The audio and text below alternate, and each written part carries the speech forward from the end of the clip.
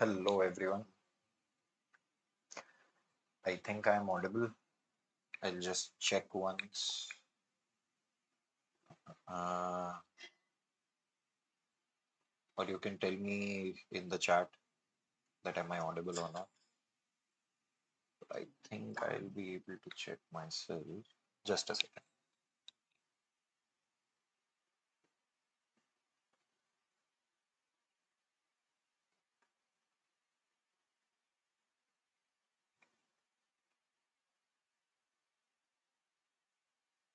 Am I audible?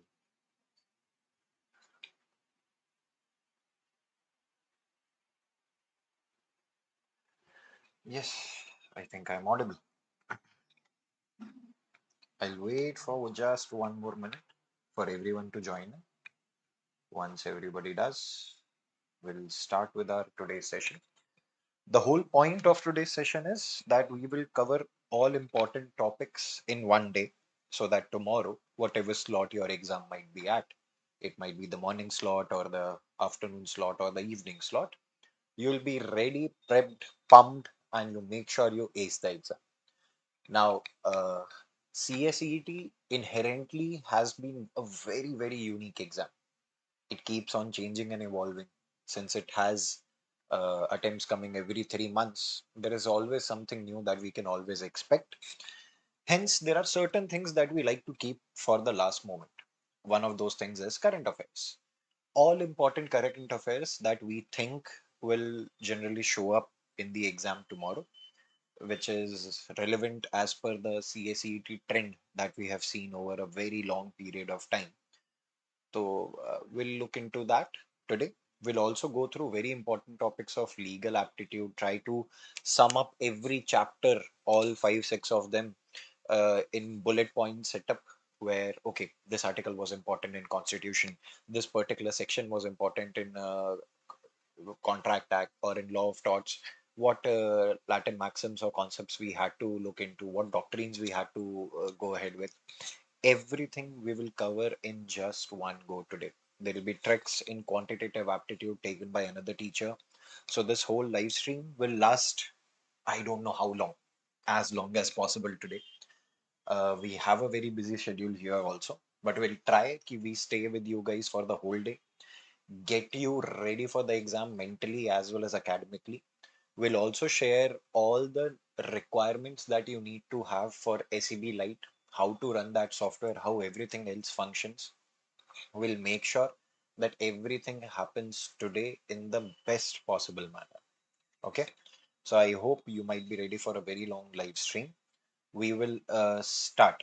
I'll just check that everybody has joined or not. Uh,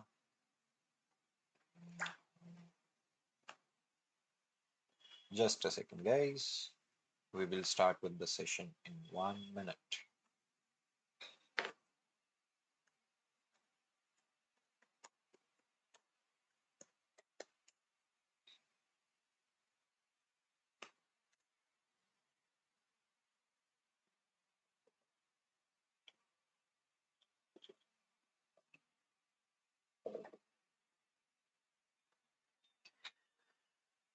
All right, guys. I think we are good to go. Yes, people have joined in. I can see them. At any point, if you guys feel there is any trouble, I'm looking at the chat continuously. You can type in there. There will be moderators also who will help you out. If there is any doubt that I might skip, or there are topics that you are not okay with, go ahead, type it in the chat. Sir, please take this topic also. Please take this topic also, and we'll make sure we do that for you. Okay. Now, first things first, we look at the home base. What do I mean by home base? CSET or ICSI specifically launches reference reading material every quarter, which is relevant for the next particular exam coming in. Once you register for the exam, and if you don't enable yourself to purchase extra books, also still you get these books dispatched into your address. Unfortunately, in ICSI point of view, those books generally come after the exam is over, but there is a soft copy also that is available in ICSI. that I have downloaded here. This one is part 2 of the reference reading material. There is a part 1 also. In part 1, basically other topics, other subjects are covered like legal aptitude, logical reasoning, business communication, economic and business environment. And in this one, we have current affairs and quantitative aptitude. So we'll go ahead with this reference reading material very, very shortly. There is nothing that you have to learn from this. As far as current affairs goes, the more you listen about current affairs, the more you inherently have been watching the news is the major key player if you want to succeed in the exam. But just to make sure that tomorrow, when 15 questions will come, out of at least those 15, 10, 11, 12 questions we are able to do correctly will be the key for qualifying that particular exam.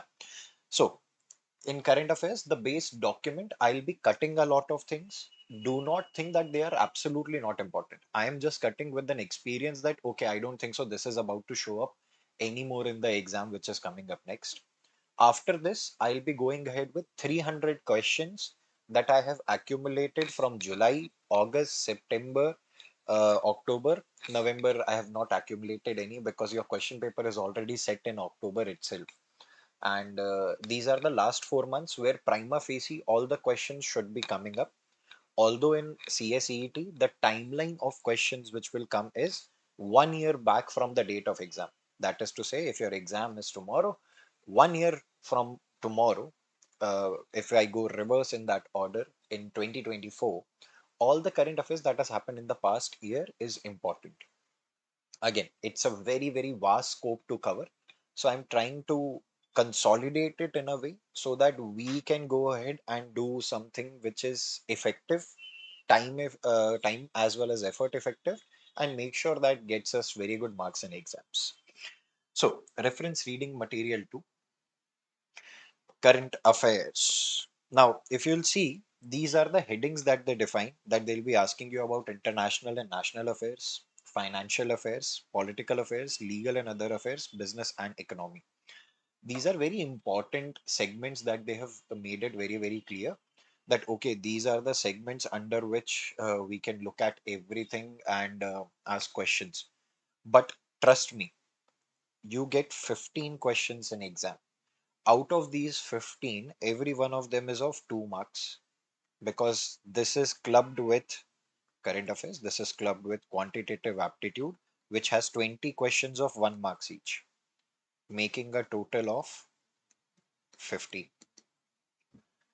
But out of these 15 questions of current affairs, I can guarantee you and I can tell you this, there will be at least 3 that nobody can answer. They are randomly given in the paper where you cannot find any reference in the books, you cannot find any reference in the reference reading material, you can't find anything which will consolidate or prove, okay, this is what I was supposed to do. So ultimately, we are preparing for 10, 12 questions to be done correctly. Sir, what will happen to these 3 questions? Should I leave it in the exam and move ahead and do hadippa, hadippa, balle, balle? No, not at all, sir. These 3 questions are again something that you will be deducing on your own, trying to eliminate options, and I'll be telling you how, and then select the correct one. Because obviously, there is no negative marking. When there is no negative marking, what is there to worry? At the end of it, if you have any question that you don't know, there can always be an answer known as Jai Mata Di, Akkad Bakkad Bombay Bo, tick. Clear? So, we'll just start with current affairs. The first part is national and international current affairs. There we are talking about various bodies and so on and so forth. There is a huge, huge, huge document given, and I won't be going through that document in that same pace of reading every line, telling you in detail about what every organization is. We'll go short, short, short, short, short, full forms, acronyms, as well as any factual data that I feel can be asked to you. Clear? So we'll start with international and national bodies.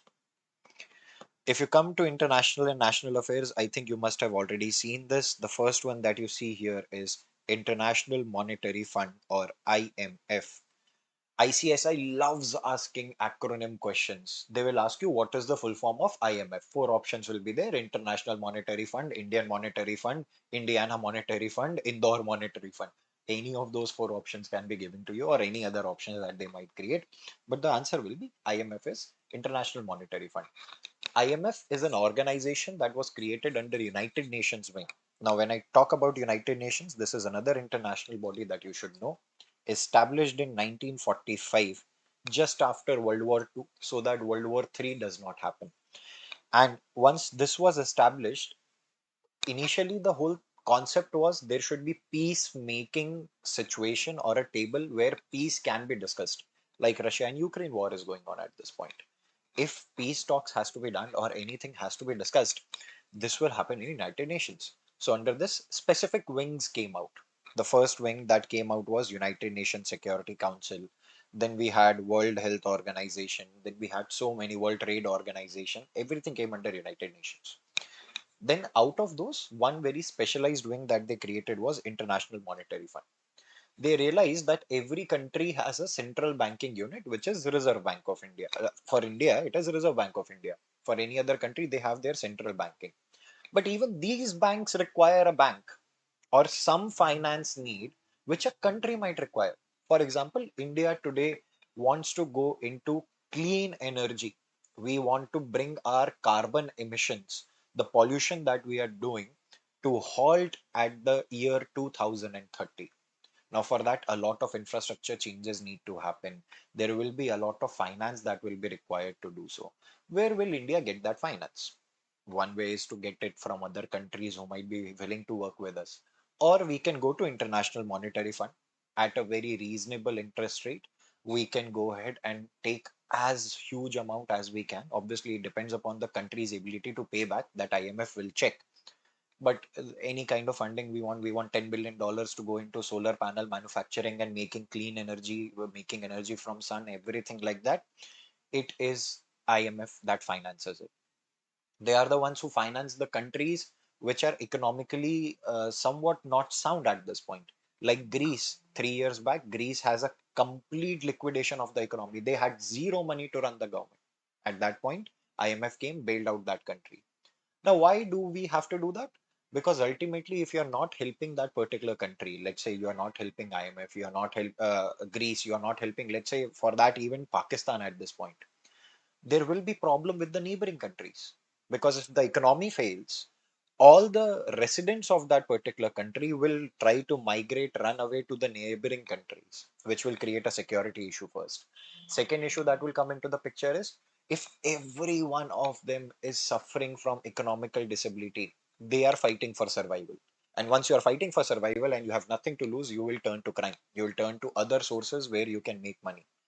That is where anti-social elements can come into the picture, create more chaos for humanity. So that is why IMF was created. There are 191 countries who are currently part of this organization. There are close to 221 countries, give or take, according to United Nations. Every now and then, one new country is recognized, one country is not recognized. For example, if you talk about Taiwan, there is a conflict between China and Taiwan here. So China does not recognizes Taiwan as a separate territory. China says Taiwan is my territory, and by 2027 they are willing to take it up. US is saying no, no, I recognize Taiwan as a different country. So the number keeps on shifting. That is nothing to worry about. But that's the IMF procedure for you, where it's a banker of countries who will help you finance your projects, move towards sustainability, move towards any other economic reform that a particular country might be looking at. And more importantly, and recently, they have been working into UNICEF. Now, UNICEF is again a body under United Nations. And under UNICEF, what IMF is doing is UNICEF every 10 years passes something known as SDGs. The full form is Sustainable Development Goals. Every 10 years, they launch some goals that they would like to reach by the end of the 10 years. So the last one that they have done is in 2021, and they are willing to reach that at 2030.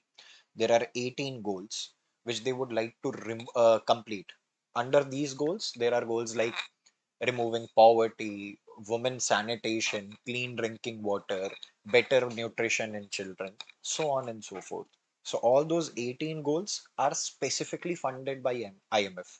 IMF makes sure that through countries' changes and policies, they will try to reach to a particular point where these goals can be met and those projects can be financed by IMF. Sir, do I need to know anything else? No, don't read anything else. All you need to know is IMF is an international organization financing countries. The full form, it comes under United Nations. They work specifically for UNICEF SDG goals, which are set for every 10 years. Next. One more important news element that has come across IMF is they have been recently working into AML and CFT. You will find this reference in CS Executive and CS Professional also. AML stands for anti money laundering. CFT stands for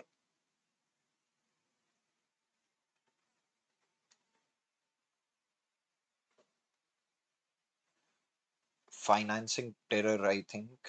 I'll just confirm it. CFT, combating financing terrorism.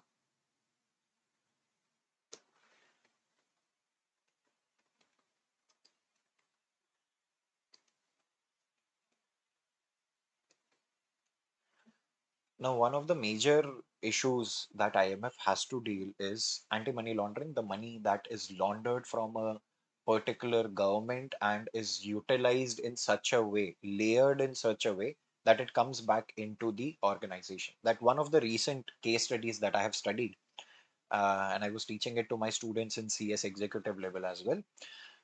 Let's say some politician in India was able to make 100 crore rupees out of bribes, out of whatever extortion that he has arranged. And this cash he has parked some way. And now this is something a criminal has to figure out. But in our case study, they have somehow planted it into some foreign country, let's say Mauritius. So they were able to get 100 crore rupees in cash into Mauritius. Now they want to bring this 100 crore rupees back to them so that they can utilize it in whatever they want. Because right now, if they would like to spend 100 crore rupees in cash, they'll get caught unless they are spending it in election because, you know, India, democracy. Okay, I'm not anti-India or anti-democratic. I just give examples. Please take it lightheartedly. So now 100 crore rupees cash reached into Mauritius, and after it has reached to Mauritius, how do I bring it back to India? So now there is a trend between, there is a system that people are using for money laundering. What they do is they will take a small company in India, get it listed into the stock exchange, any stock exchange. There are two of them, Bombay Stock Exchange, National Stock Exchange. Since it's a new company doing some small manufacturing or XYZ, their shares will not be very lucrative and they'll be listed into the small board. Like National Stock Exchange has two boards. There is pink slips or smaller board where small companies or companies with share price of let's say 10 paisa, 20 paisa, 1 rupee, 2 rupee, 3 rupees are listed. And then there is the main board. In the main board, you have the top companies of National Stock Exchange that are listed. So this company, let's say the share price is 2 rupees or something. It is listed in the stock market now. Now, what will happen is the politician will go and purchase this stock of 2 rupees only because his salary as a member of parliament or member of legislative assembly will enable him to purchase that. He will purchase, let's say, a very good controlling factor of the company. Once he does, through these Mauritius firms, they will also start investing money into this company and bring the share price to, let's say, rupees 100. Now, once it reaches to rupees 100 or so, the money has increased to the amount of money that they have planted as their bribe and extortion money outside India. Some financial institution will come and purchase this company all at once or purchase the share held by the politician legally for 100 rupees. And ultimately, the politician will pocket 98 rupees in between, which was the amount of money that he was supposed to receive after commission and all of that. This is anti-money laundering. So even International Monetary Fund through FATF, Financial Action Task Force, another acronym to learn. This might come into exam. Financial Action Task Force, FATF. Imagine, like, if you commit a crime in India, police comes. If you commit a crime in nature of international money laundering, FATF comes. Financial Action Task Force will then again ultimately make sure they will check any kind of dhandali or money laundering is happening in this mode or so many other modes that exist, and they'll try to make sure that government creates laws or systems or processes which can catch all of these. So that's the anti-money laundering setup that IMF also contributes into. These are things that you were supposed to know. This also can be looked at. Fast facts. Membership 191 countries. Yes, sir, I can remember that. Headquarters is in Washington, D.C. Executive board members, there are 25 executive directors who are elected by member countries or by group of countries, and the managing director who serves as chairman. So basically, out of 191 countries, 25 executive board members will be elected by those countries itself, and then there will be a chairman who will run IMF. We'll be learning about the chairman name very, very soon. IMF leadership. Managing director is Kristalina Georgieva. First deputy managing director was Geeta Gopinath. This has been asked into CSEET so many times. It has been repeated so many times because, again, it is an Indian who is leading an international organization. Now, when I talk about current affairs in CSEET, please remember ICSI likes to ask you questions about Indians who are leading foreign institutions, plus about the schemes that government is running in various cities. Plus, the third thing, they will ask you which is the cleanest city. They'll give you four options. In all these places, you will find a one very common factor that the ruling government's point can be taken very, very carefully. So, for example, which city is the cleanest? There are four options. One of them is Indore. Answer is Indore. But you can generally take it in a way that yes, Indore is also run by BJP at this point. So, yeah, that's the answer. Or they'll ask you which of these is the highest civilian award given to Prime Minister Modi ji. You will find at least all of them have been given. Or they'll frame a question like this: what is the highest civilian award of UAE given to any Indian? There will be four options. One of them will be Mr. Prime Minister Modi. That's the correct answer. So at any point of time in options, if you see Narendra Modi ji, that's the correct answer. I can tell you that. Okay. Deputy Managing Director, Deputy Managing Director, Deputy Managing Director. Three names, kind of okay, not necessary to remember. Geeta Gopinath is the one that you should look for. Kristalina Georgieva is the one that you should absolutely remember. At a glance, projected real GDP percentage change is 6.5%. That's the growth IMF is seeing in India for this particular year. When we talk about real GDP, I think economics brain and spidey sense should come into the picture. What is real GDP? What is nominal GDP? I hope you remember. Real GDP is the real growth that we are seeing. Nominal GDP is the price change also included into it. I hope you guys remember. You can look into it. We took our membership in December 27, 1945. As I already said, United Nations was established in 1945. We have special drawing rights, so on and so forth. Okay. Next, World Bank. Sir, what is World Bank? Is it different from IMF? In your level at CSET, just know World Bank is same as IMF. It's another organization made for the purpose of acting as the banking agent for all central banks in other countries. So, for example, in India, we have Reserve Bank of India as our central bank. Now, there will be some money or some checks that Indians might have issued to foreigners, and there might be some checks that Indians might have received from foreigners. So obviously there is some money that has supposed to come from foreign country to the Indian country, and then there is some money that has to go from Indian country to the foreign country. Like you do transactions from UPI. In UPI, you send money from your bank account to somebody else's bank account. Let's say you had bank in ICICI Bank and you have sent somebody money in HDFC. By the end of the day, what happens is HDFC and ICICI go to Reserve Bank of India in the centralized settlement system, and they realize, okay, ICICI Bank was supposed to send me 1000 crore rupees, and HDFC Bank was supposed to send 1100 crore rupees to ICICI Bank. Rather than doing these two bulky transactions of 1000 crore rupees coming here, 12,000 or 1200 crore rupees going there, centralized banking system tells HDFC Bank, pay 200 crore rupees more to ICICI Bank, your transaction is settled. Now, that is what RBI can do with various banks in India. World Bank does this with a software, and this is the software that we use, Swift. That's the name of the software. Please make sure you remember it for your examination purposes also. This software is Swift software that is utilized by international bodies to settle their transactions. This is where World Bank comes into the picture. They also go ahead and give loans like IMF. They also work for sustainability development goals issued by UNICEF. They work in so many ways, but all of that is again not the primary function of World Bank. They generally act as the banker for countries. Again, the headquarters is in Washington, D.C. World Bank leadership. Who is the leader of World Bank at this point? Mr. Ajay Banga. He's the president. International Finance Corporation. We are about to learn about IFC, International Finance Corporation. Also, it's just next to World Bank, but it comes under World Bank. It is Makhtar Diop, managing director. Multilateral Investment Guarantee Agency. It is Hiroshi Matano, executive vice president. Now, fundamental difference between World Bank, International Finance Corporation, and Multilateral Investment Guarantee Agency. World Bank will act as a financer, settlement agency also for various countries.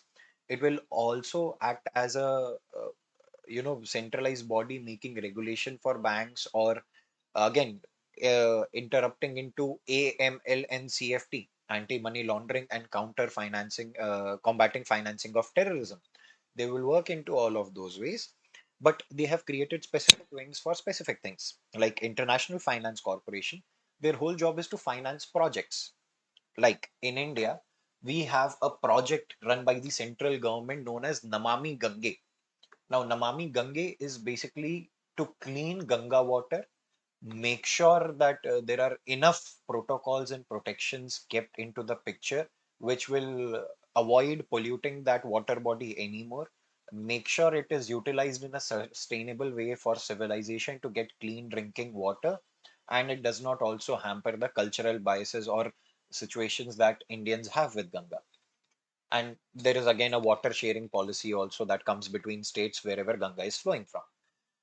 Now, for all of that, let's say for cleaning Ganga, we need $10 billion, and those $10 billion is not available with the government.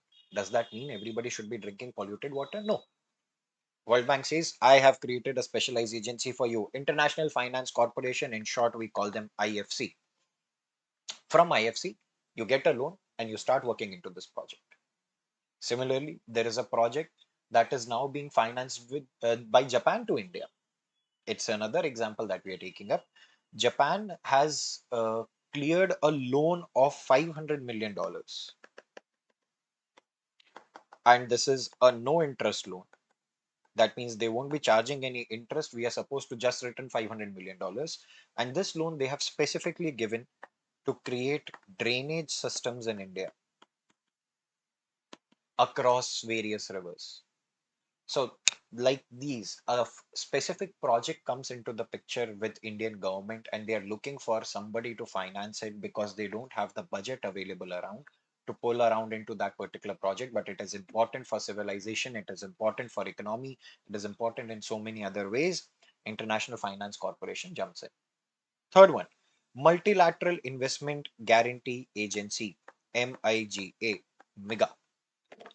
Now, why are they important? They are important because they would generally work with financing, and rather than financing, acting as the guarantor between two countries.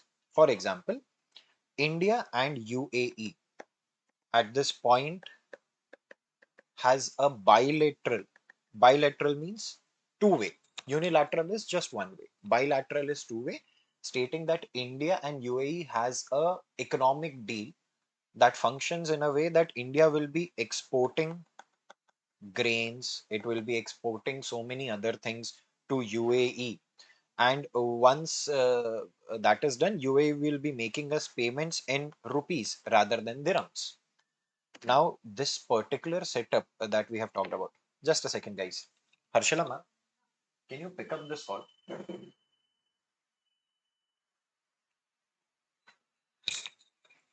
Hello. Yeah, sorry, I had a call that I had to give my phone to. India and UAE. So exports will happen from India and UAE will be making us payments in rupees. Now in this, there will always be a chance. Let's say India has sent $1 billion worth of exports already, and the money has not yet come in from UAE because businesses generally does not work in advances. There might be an advance that might come in, or the amount has to be paid in 3 months' time or 4 months' time, whatever the deal might say. Now, for those 4 months, India will be very skeptical what to do, what not to do, how to move forward, how not to move forward. In that particular situation, who will guarantee that UAE will make sure that payment happens with India? Now, one way is that we trust each other. The other one is multilateral investment guarantee agency will come and say, okay, you two countries do business with each other, very good. We will guarantee the payment. That means to say, if UAE fails to make the payment, I'll make the payment to you, but that generally does not happen. So these are some exceptionally different firms or different branches of World Bank that has been created for specific financial needs. Next one is the International Center for Settlement of Investment Disputes. Again, there are problems that have occurred between a country who was investing into some other country. Where to go and discuss this problem? This is the way, this is the place where you will come and discuss the problem. Now, this is the main reason that I have opened this particular document. Every 3 months, when this reference reading material is updated, they put in some important news related to that particular organization. And in general sense, if I have to say, there is 20-30% chance of this particular news being asked into the exam that is coming up. So, World Bank news: accelerated reforms needed to speed up growth and achieve high income status by 2047, February 28, 2025. A report released by World Bank on Indian Country and Economic Memorandum (ICEM) titled Becoming a High Income Economy in a Generation states that India will need to grow by 7.8% on an average for next 22 years to achieve the country's aspirations of reaching high income status by 2047. That means 7.8% of GDP growth, not nominal GDP, real GDP growth for next 22 years for us to become a developed country rather than a developing country. Currently, our GDP is standing at 6.5% for this year. So obviously we have to mop up and work extra hard to get this GDP going up. And we have to keep on doing that for at least 2 decades now to become a developed country by 2047. That is why we need more company secretaries. If you are thinking about a reason why you are in this live stream and why you are about to sit for a very long time and listen to one man blabber about current affairs, that's the exact reason we are doing it for. There is actual need of company secretaries for compliances, work, and everything else that you anybody can throw into your face, and all of that will be coming up for that particular goal to reach 7.8% of GDP for next 22 years. International Finance Corporation history nahi chahiye. We don't want history. We can cut that out. There is no subjective answers, only objective. There is no objective thing that can be asked from here. IFC, the bank group, has set two goals for the world to achieve by 2030. What are these two goals IFC has reached? End extreme poverty and promote shared prosperity in every country. Very generalized goals, but obviously they have kept it in a very clear manner. Functions of ISC, so on and so forth. ठीक है. You don't need to know so much of blabber jabber in the subjective format because ultimately no question will be framed out of that. You can come down to the next organization. The next organization is ASEAN, the Association of Southeast Asian Nations. Now, the name itself suggests that Southeast Asia, all the countries that belong to that particular region have formed an association to discuss issues specifically related to them, discuss business that they can do with each other, discuss everything else that is important. So, the Association of Asian Nations, ASEAN, was established in 8 August 1967 in Bangkok. Date might not be very important, but the place is, it was settled in Bangkok, Thailand. with signing of the Asian Declaration, the Bangkok Declaration by founding countries of Asian, namely Indonesia, Malaysia, Philippines, Singapore, Thailand. Now, don't confuse yourself that these are the only countries who will come and meet and talk and business about each other. This group is specifically made for these countries, but any other country who is not part of ASEAN also may be invited as a guest to or an observer to come and discuss into their conferences that come up.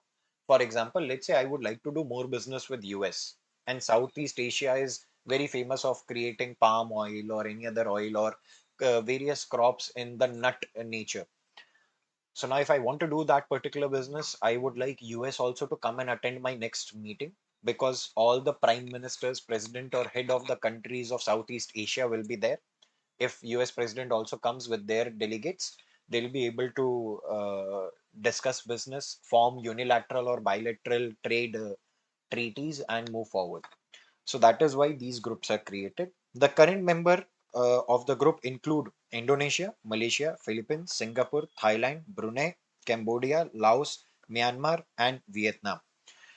Please also remember, India is a very, very regular visitor of Asia. We keep on going there. There are a lot of things that we buy from them. There are a lot of things that we export to the Southeast Asian countries.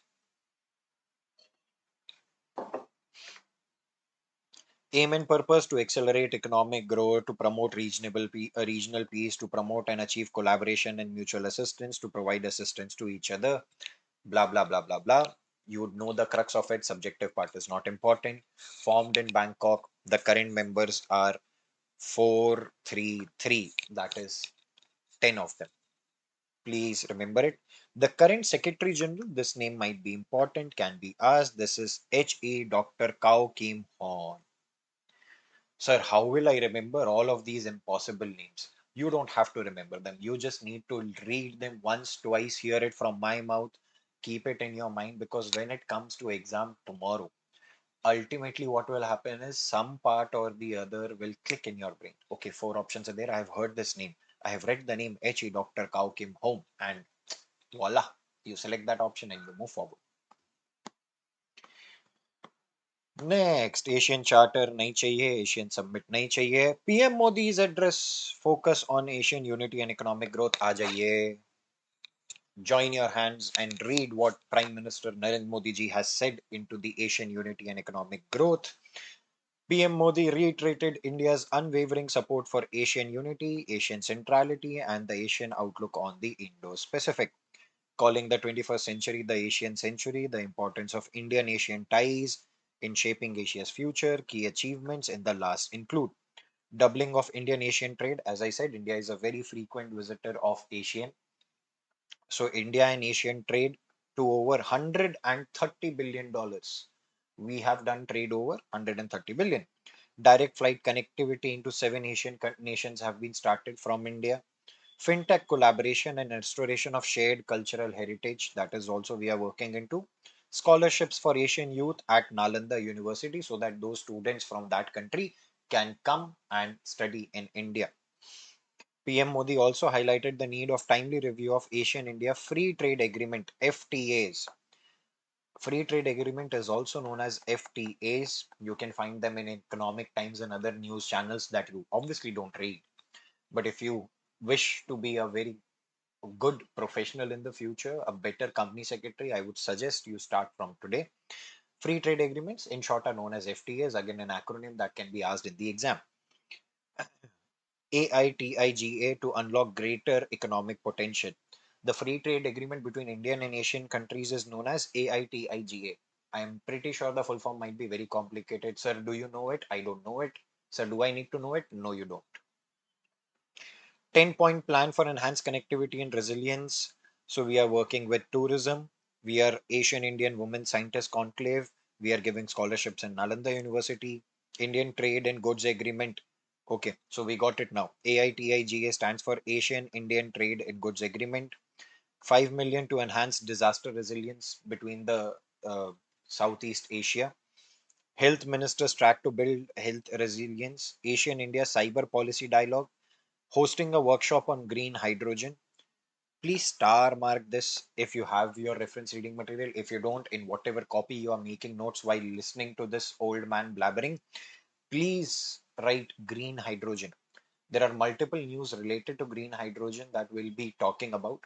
It is one of the major things that India is investing in. There are so many government policies that has come into the picture, because of which that is now being utilized into spacecrafts also. It is included into heavy commercial travel logistical solutions, i.e., big trucks are now running into green hydrogen to transport material from one place to the other. That is one of the major sources of pollution, because these are diesel engines running diesel, creating most amount of, or emitting most amount of carbon pollution into the environment. Future Plan of Action 2026 to 2030. Leaders agreed on the creation of new Asian India Plan of Action to further the partnership. There are two joint statements that we have given: joint statement on strengthening Asia-Indian comprehensive strategic partnership, joint statement on advancing digital transformation. Hashapa, hasapa, hufu hachapa. The way you have heard me say this is what you should read all of these as, because again, subjectivity will not matter. You can skip all of this part. There are so many things that you should learn, and I'm not saying these are not important. These are absolutely important for your knowledge as a company secretary, because you need to understand international geopolitics, you need to understand so many other things. But for our CSET exam tomorrow, tick tick tick tick tick, we can skip. Yes, ma'am. Okay, just a second, guys.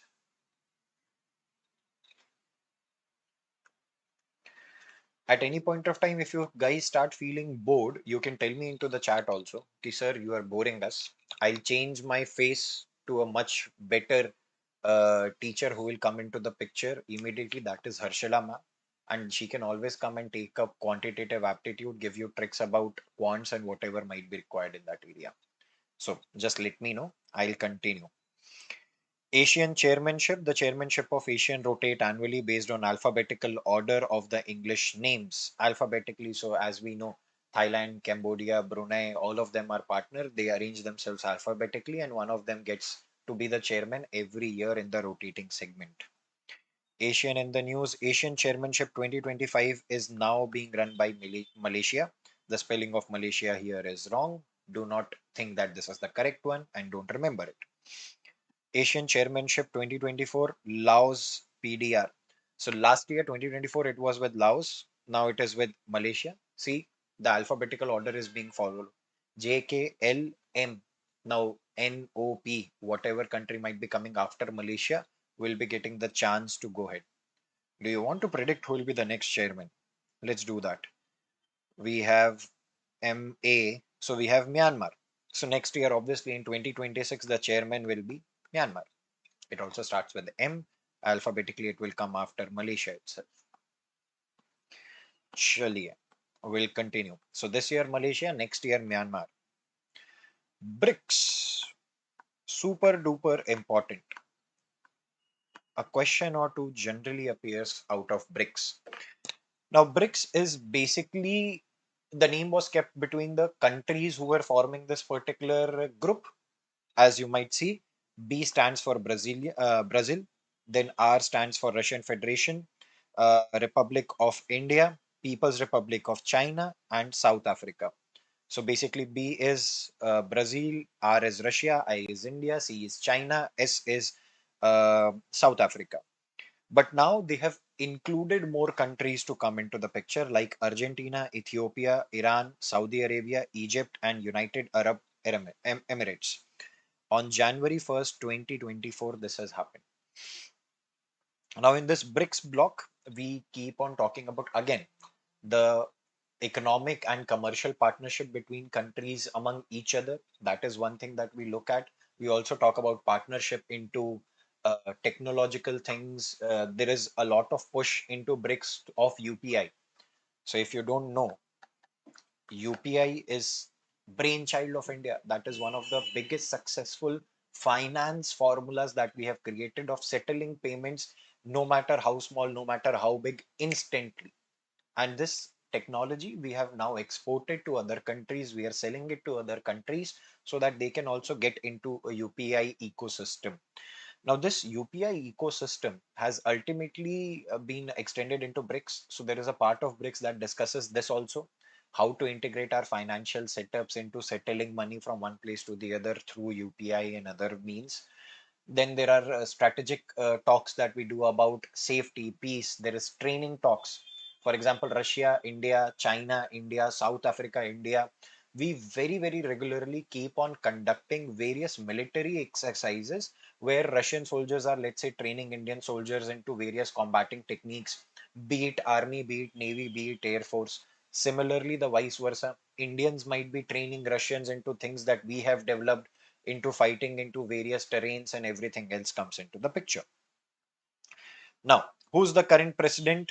It is Javier Milei. J is there, but I have learned it through a very tough system that J generally stands silent into the names like these. It is Javier Milei, or you can say Javier Milei also. It is a proper noun, so it doesn't matter how you take it up.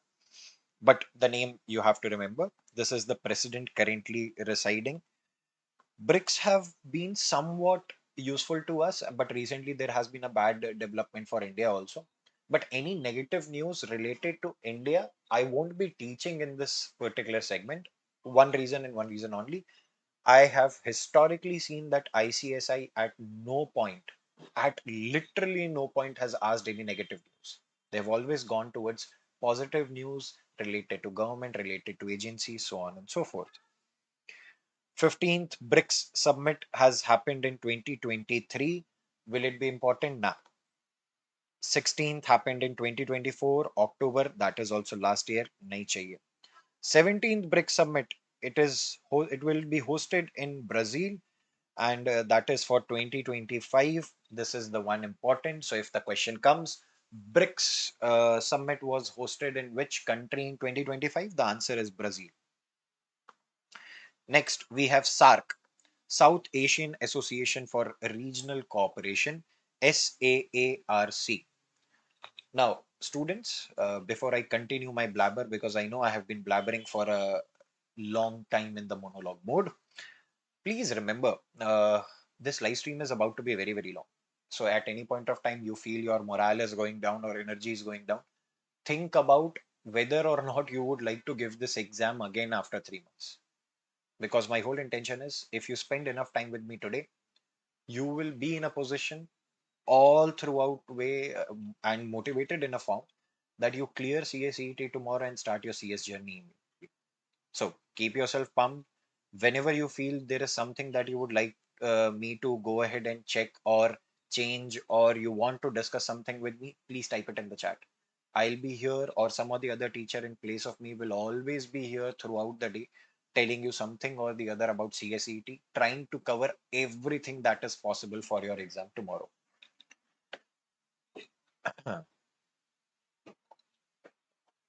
Am I clear to you guys? You can write it in the chat.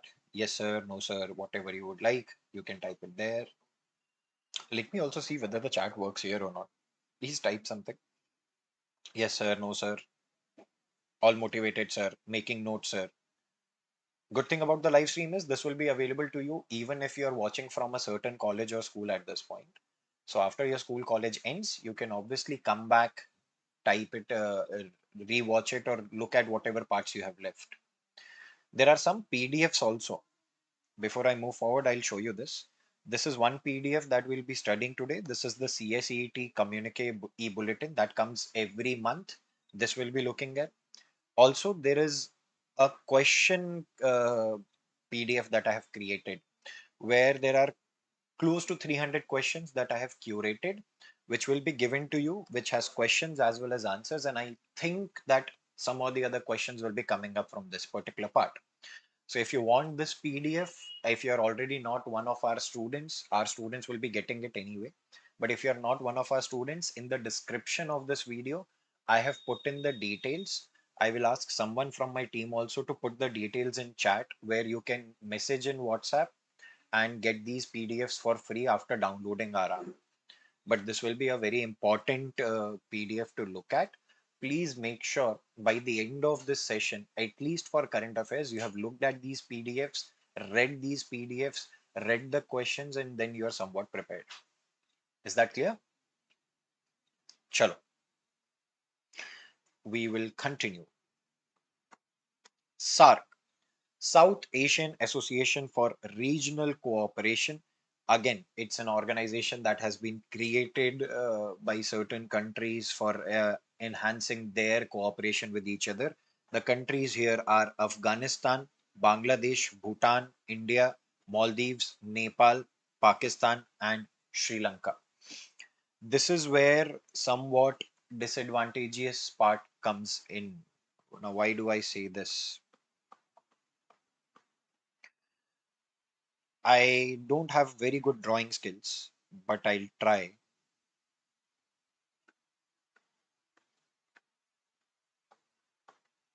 I think this is, I might be making a mistake also, but let's say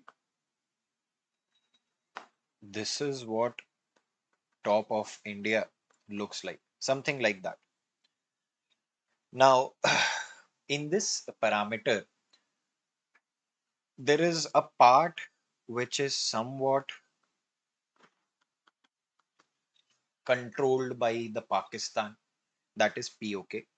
Then there is another part which is somewhat like this, that is COK, that is China occupied Kashmir. China also controls certain part of India. There is certain part of India that is controlled at this point by POK. Obviously, these land belongs to us.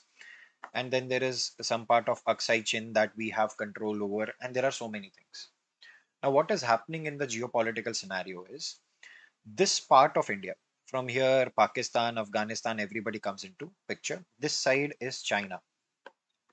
Now, what China has proposed it, they will build a road that will come through this part, the Pakistan occupied Kashmir, go towards Afghanistan, Pakistan, move to Kyrgyzstan and other countries. So it will enhance the trade between China and Afghanistan, Pakistan, and other countries, Turkey, and so on and so forth. Now, in this scenario, India has been opposing this because obviously this land belongs to us. You are not supposed to make any infrastructure developments which will again threaten the sovereignty of India, threaten peace in India. Now, China is building this, they are calling this Silk Route. For this, in SARC summit, all the countries have given assent, leaving India. India opposed it. Every other country said, yes, we should build this. Now, in this proposition, it's somewhat of a setback. Obviously, this does not give them the power or the legality that they should be able to build this. Obviously, it will be something of an encroachment into the sovereignty of India. So, India will fight back. But this is one of the setbacks that we have received in one of these conferences of SARC. This was set up in Kathmandu in Nepal on 17 January 1987. We are not talking about a lot of things, but the current chair of this particular group is Nepal. Last conference also happened in Nepal where this particular discussion of Silk Route came into picture. I know my drawing skills are not good, but you have to make up with it. Next, G20. The only thing that you need to know about G20 is this is a group of top 20 economies. As you know, there are 200 plus countries. Top 20 of them, or the top 10% of the countries in economical setup, their group is known as G20. Okay. These countries ultimately again talk about economic collaboration, bilateral treaties, so many talks. Again, a group created for those discussions and conferences with heads of state and diplomats or bureaucrats coming from those countries and trying to negotiate certain deals.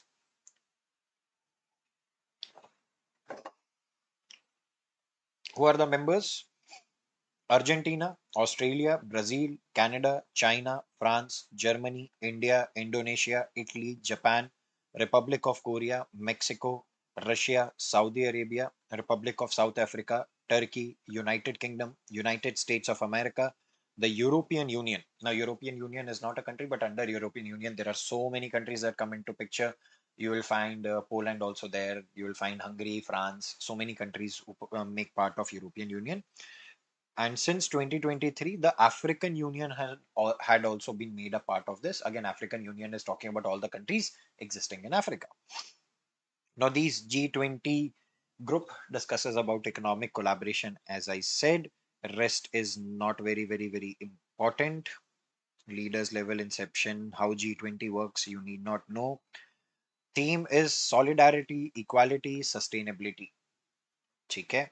G20 in the news, highlights of G20 Summit 2024.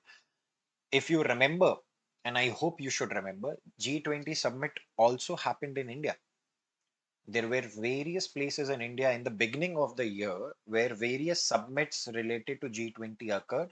That is why you must have seen, I think, in Karnataka also, in Chhattisgarh also, in Maharashtra also, one or the other part of the summit was made sure it was kept so that all the bureaucrats, diplomats will move around India, discuss about various issues there. That will also promote the regional infrastructure of various states in India, and we that is why we created a lot of new infrastructure also. If you remember a name that came up in Delhi, the name is Bharat Mandapam. This is a huge auditorium built in Delhi. I think the cost was close to 2500 crore rupees, but it was built for G20 summit itself, and now it is used to host various events and cultural setups that come into picture. So this time in 2024, it happened in Rio de Janeiro, but in 2025 in India, we have made sure that it was hosted and it was hosted well. Next, we have the Bay of Bengal Initiative for Multi-Sectoral Technical and Economic Cooperation. A mouthful name, a huge long name. In short, it is known as BIMSTEC. Again, another group created to discuss about issues about that particular region. Now, if you see the name Bay of Bengal Initiative, you will understand that in BIMSTEC, every country who is sharing the water of Bay of Bengal or boundary with water body of Bay of Bengal is part of this. Because there are ships who are doing 90% of the commercial transitions from one country or the other. So all that logistical planning, all that safety of those logistics, insurance, finances, trade, settlements, all of that has to be discussed somewhere. That is why this group was created. Who are part of this? There is another Bangkok Declaration that is coming up. It constitutes 7 members from Southeast Asia, including Myanmar, Thailand, Bangladesh, Bhutan, India, Nepal, Sri Lanka. Again, India is part of it. BIMSTEC is a very important group for India in terms of economical sense and feasibility and peace. And this is the place where we command a lot of things also. If you would like to know, I think last Lok Sabha election results that we saw, the swearing in ceremony of the Prime Minister that happened, the members of BIMSTEC group were invited to be present to look at the swearing in ceremony of our Prime Minister. So every election that comes into picture, you will see that this group has been given a lot of relevance. This group is very active and India is commanding it. And in a lot of places, we involve them into various domestic programs also. So in India, as I said, in swearing in ceremony, BIMSTEC was there every now and then. That is to say, in major events like 15th of August, Independence Day celebration, or Republic Day celebration on 26th of January, you will find members of BIMSTEC being officially invited. In general, if a question comes, which group of country is invited for swearing in ceremony or 15 August or 26 January, BIMSTEC is the name that you should remember.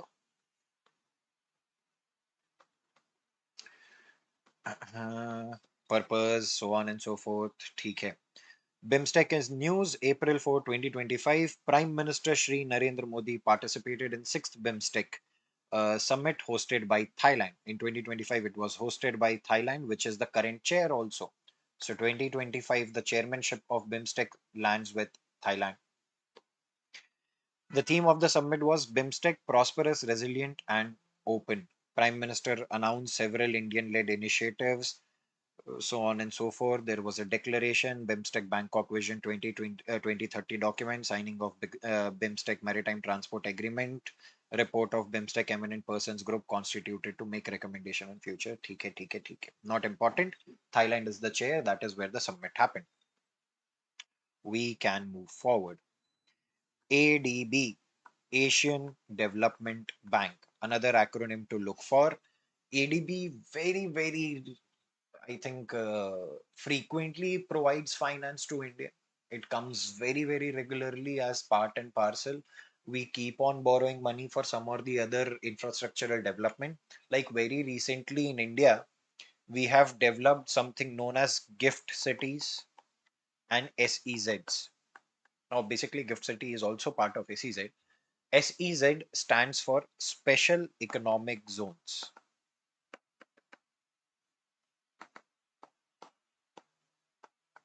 Now, what are special economic zones?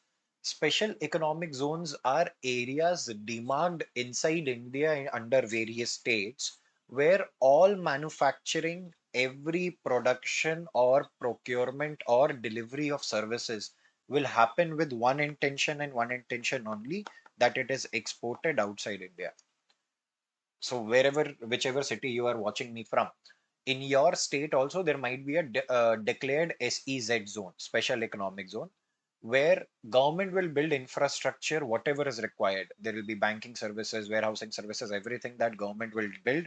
They will also give you exceptions under laws. There will be no GST, no income tax. There might be some grants given to you. There might be some extra economic incentives given to you so that you set up your industry, your plant, your offices in SEZ or gift cities. But they ask you for one condition and one condition only, that anything that you produce or any service that you are rendering from here, you should do it with an intention of exporting. It is a way of Indian government to promote exports, because obviously now in the economic sense and in economics of your PU1, PU2 or class 11th and 12th in CBSE, you have read more of export is always good than import. So the major export push that we can do, we can build our foreign reserves, we can strengthen our currency, we can do a lot more things. In the recent scenario, since our imports are heavy on critical elements, that is why you see the Indian rupee being weaker in front of dollar, which is again acting dominantly. It is one of the features of dollar, that it is acting as the dominant currency between countries for settling payments. Again, we have started countering that. There are now 9 countries with which India settle their foreign transaction in rupees itself.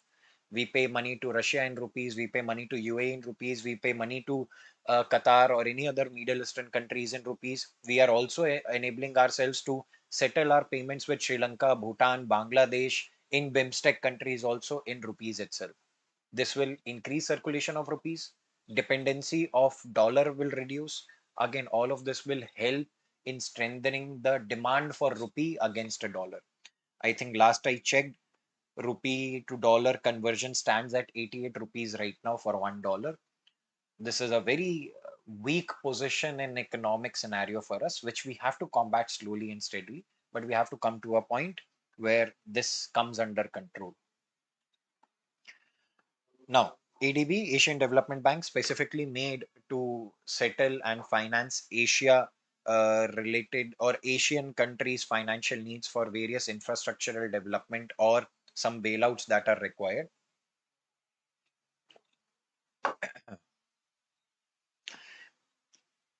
I think after, rather than this, you don't need to know anything else. Again, this is part of United Nation wings itself.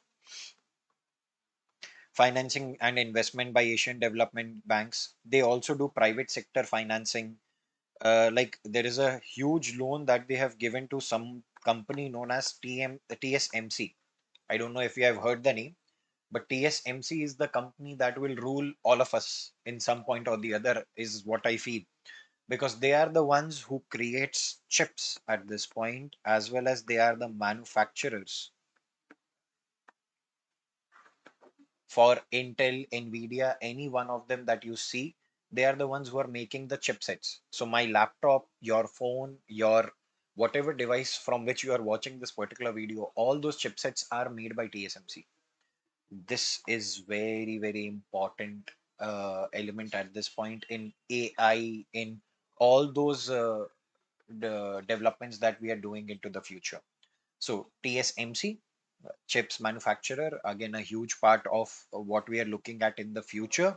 They have financed them also. They have financed other companies which require capital, and they are very, very important to the economic prosperity of the area and for humanity. So ultimately, that comes into picture. They give you loans. There are other debt instruments that come into picture. Don't need to learn all of that as of yet. But in CS executive and CS professional, you will have to work your way through. Now, national bodies. We are done with international bodies that we are supposed to learn. National bodies. Should I start with national bodies, or you would like to learn some quantitative aptitude now, and then I come back again with current affairs? Then we again do some logical reasoning. Then we do some legal aptitude, and at last we'll be doing questions. We are doing a lot of questions today. We'll solve close to 400 questions of current affairs. We'll discuss about it. We'll discuss the news inside it. So should I give you a break from my monologue of current affairs, blah, blah, blah? Would you like to come to a quantitative aptitude? Harshila ma'am, are you free at the moment? Can you take quants? Please come up. I think I'll hand over for just 1 hour so that you get somewhat refreshed, because again, quants tricks are something very, very important for you to solve also. Ma'am will come, she'll take it up. Is there a file you would like to open, ma'am? Okay, done. So you can open Telegram. Don't close any of the books that I've opened. I'll hand over the session to Professor Harshila Purohit. Ma'am, I know you love her, but now you have to fear her also to learn her tricks and make sure you score really well in quantitative aptitude. The mic is being used from this itself. There's nothing to hear from earphone. I don't know why did I keep it in my ears till this point.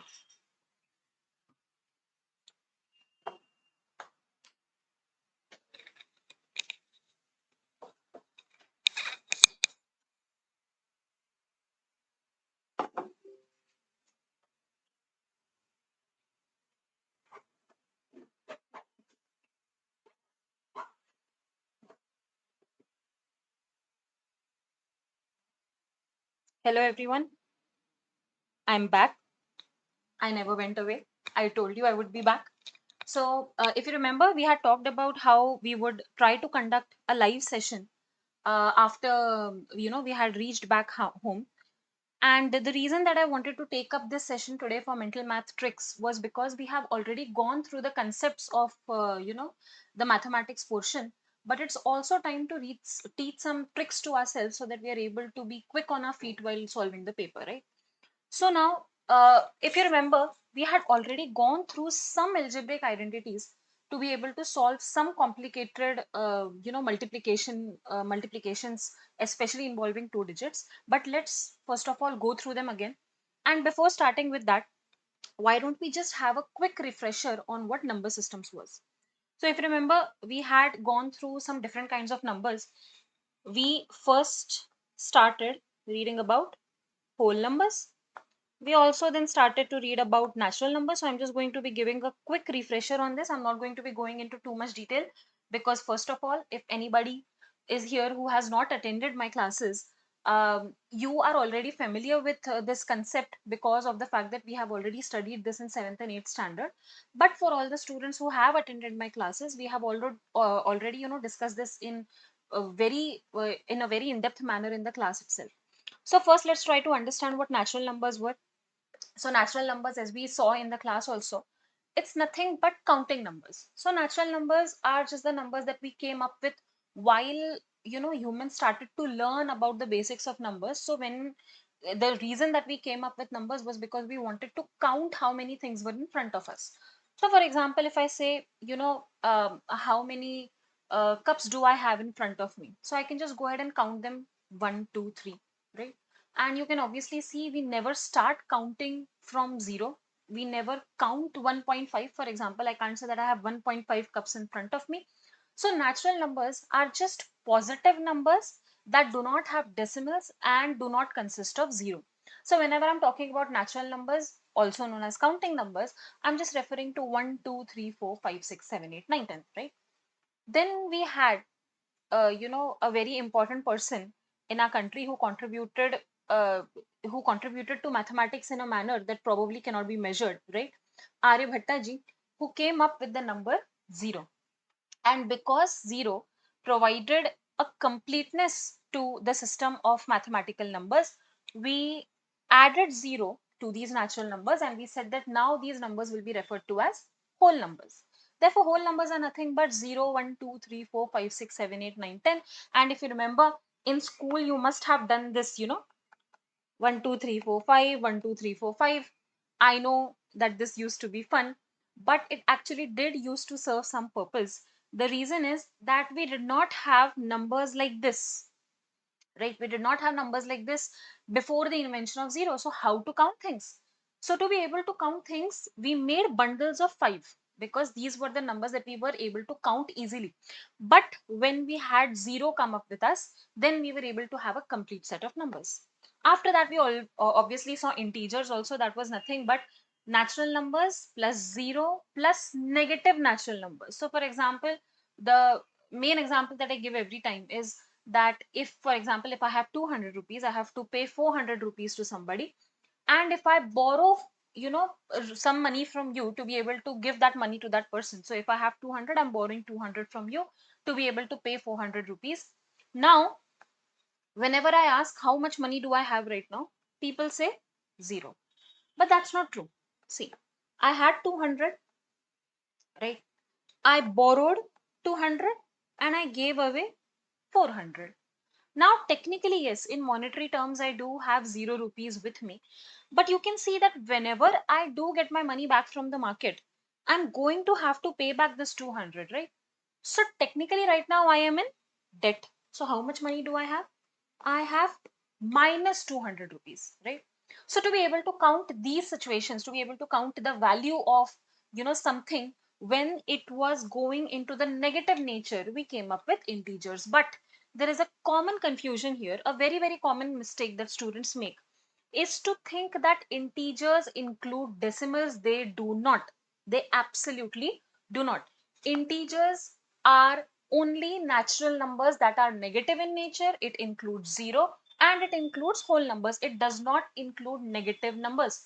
It does not include fractions and it does not include decimals.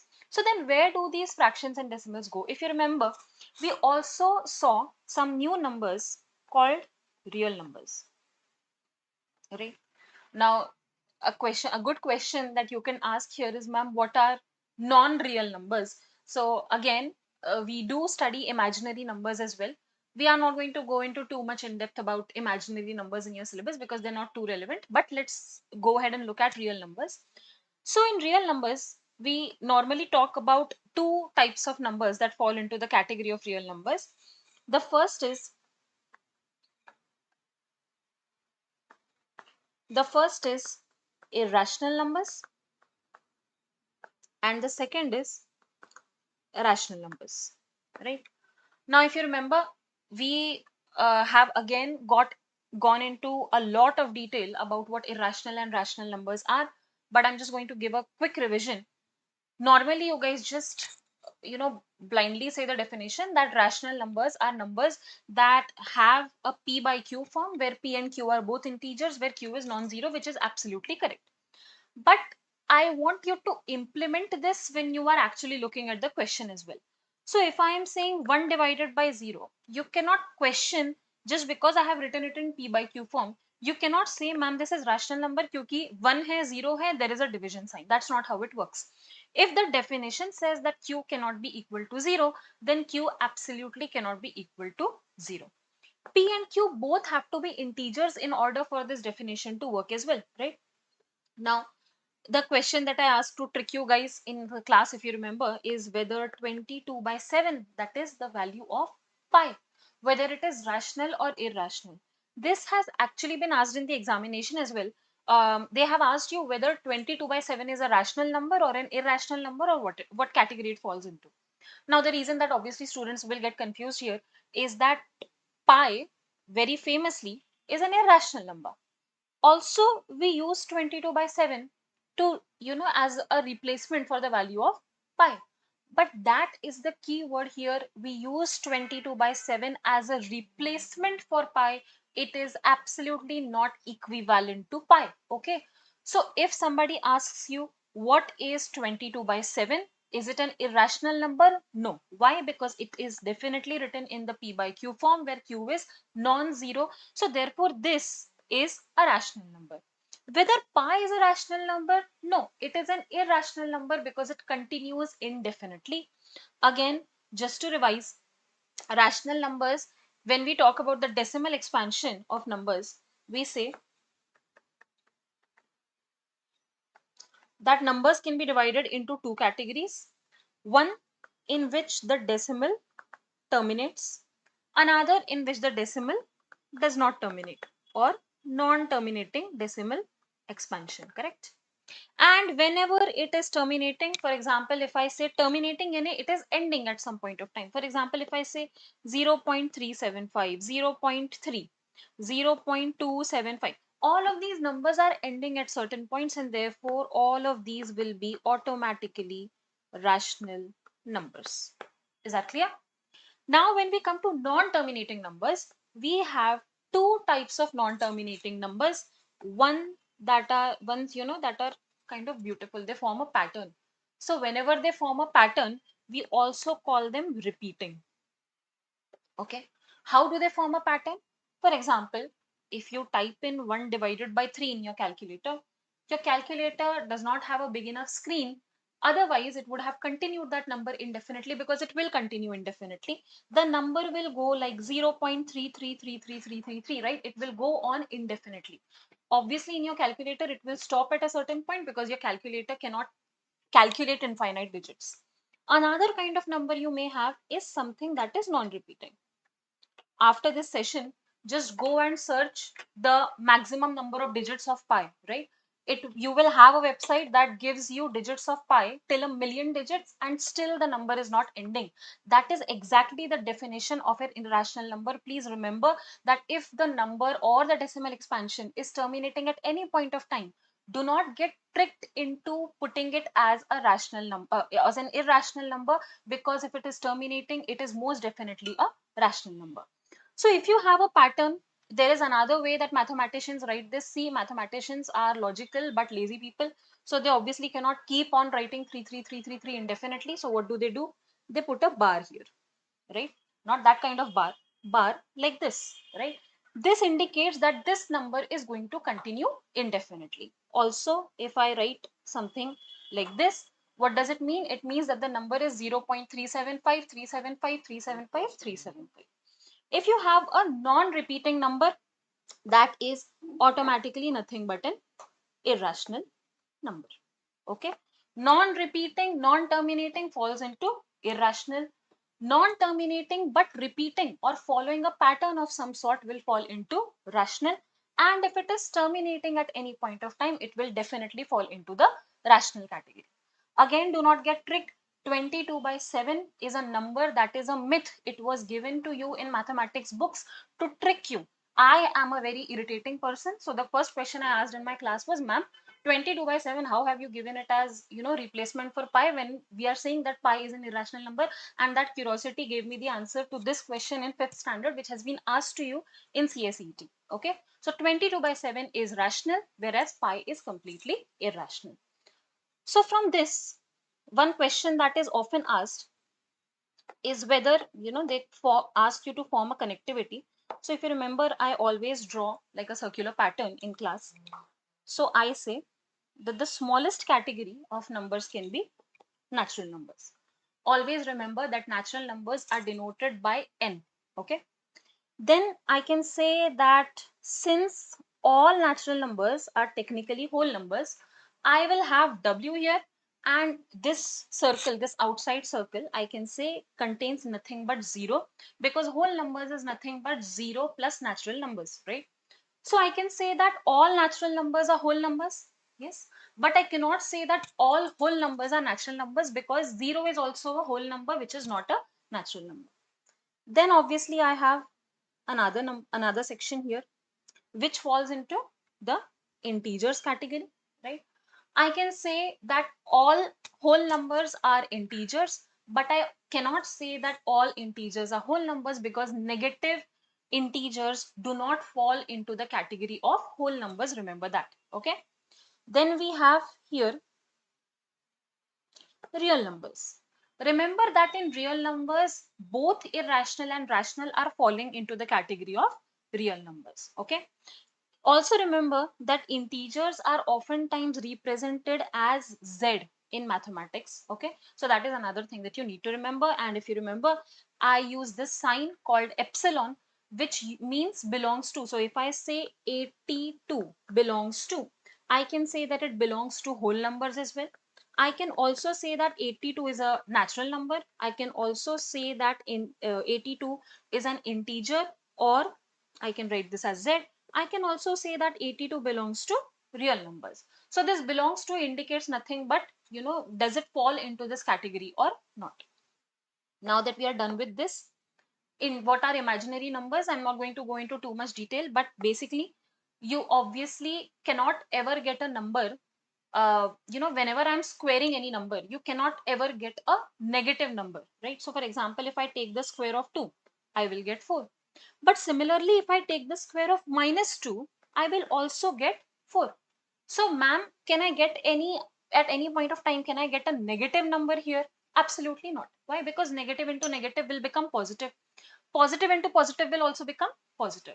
One one thing that students often tell me in class, I sometimes like challenge the students a little bit. I like to tease them when it comes to mathematics, because I love to see students kind of trying to understand the logic of mathematics, because I think that the reason that many students are not are not fond of mathematics, so to speak, is because they don't understand the logic of it. So when you start to understand the logic of it, it becomes just one of the most interesting subjects ever. So I say that, can there be in any situation where I get the square as minus 4? Students love to answer 2 into minus 2. This is not square. Square is a number that is being multiplied by itself. 2 and minus 2 are entirely separate numbers. So anyway, whenever I had such a situation where I had to take square root of a minus number, scientists, and mathematicians kind of had to stop there, because the question could not continue further, because they were not able to find, any value in which they could take the root of a negative number. So to be able to cross this problem, they came up with under root of minus 1 and named it I. That is imaginary number, which is nothing but under root of minus 1. So you write minus 4 as 4 into minus 1. Then you take under root of it. So under root of 4 becomes 2. This 2 comes outside, multiplied by into under root of minus 1. And this is directly written as 2i. So that was the entire purpose of this. But this is not going to be too relevant for your examinations. So now let's go ahead and look at some tricks of mathematics. Now, for example, if I have this kind of a situation. See, they are not allowing you to use pen and paper in your paper, correct? So they will have to give you questions that can be solved without pen and paper. So whenever you are looking at a question, actually keep in mind that obviously there will be at some point of time, there will be like two one or two questions that will be a little bit too difficult. I would recommend you to solve the questions that can be solved, and then come back to those questions that are a little bit difficult at the end of the paper when you have time. Do not waste time in the mathematics portion. Solve the questions that you can solve quickly. That also does not mean कि ma'am मैं तो सब कुछ छोड़ के आ गया क्योंकि कुछ नहीं आ रहा था. That is not what I mean, right? You have to practice enough to be able to solve many questions. But if one or two questions are taking too much time, or are too difficult to solve without pen and paper, then you can just go ahead and review them at the end of the paper after you're done with the rest of the paper. So now let's come to using some algebraic identities. For example, here I have 5 into 7 plus 5 into 3. This kind of question very commonly is given in the paper. If you remember, we can just use the distributive property here. I can take 5 as common, and I can directly multiply it with 17 plus 3. So this question just very fast becomes 5 into 20, which becomes very quickly, you can solve it as 100, right?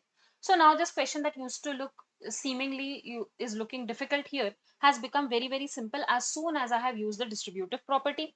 Now let's look at this property. I have said many times that this is one of the most important properties that you can use, that is a square minus b square.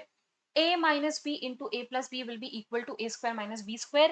Even a very very difficult question such as this, right, 1000 square minus 500 square can be solved very very quickly with this trick. You can just do 1000 minus 500 and 1000 plus 500, and you will be able to solve 1000 square minus 500 square. That looks like a very very difficult problem. You will directly just do 500 into 1500.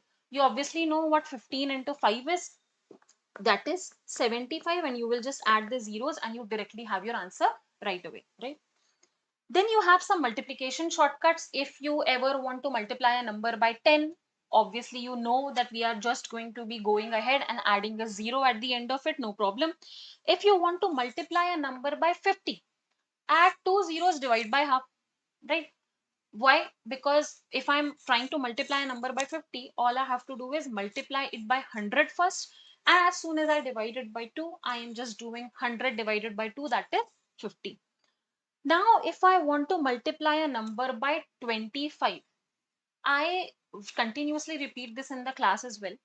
You need to look at certain numbers like patterns, right? So 25 in your brain should always look like this: 100 divided by 4. So what will happen? As soon as I get, some number being multiplied by 25, all I need to do is, for example, let's say I get 48 into 25. Let's say this is the question that I get. I have to solve 48 into 25. Now this seems very difficult, right? Otherwise you would have to go ahead with the entire, in your brain you will have to solve the double digit multiplication. Instead of that, what I can do is 48 into 100 divided by 4. This becomes very easy. 48 divided by 4 automatically becomes 12, and you directly get your answer as 1200. This is one of the most important tricks that you can use. Another trick, again, 25, if it should always look like 100 divided by 4, 75 in your brain should always look like 100 divided by 4 into 3, right? So again, all you need to do is, for example, if this was 48 into 75, all I would do is 48 into 100 divided by 4 into 3. Again, this will become 12. 12 into 3 will become 36, and 36 into 100 will give you 36 and 100, and that will be your answer.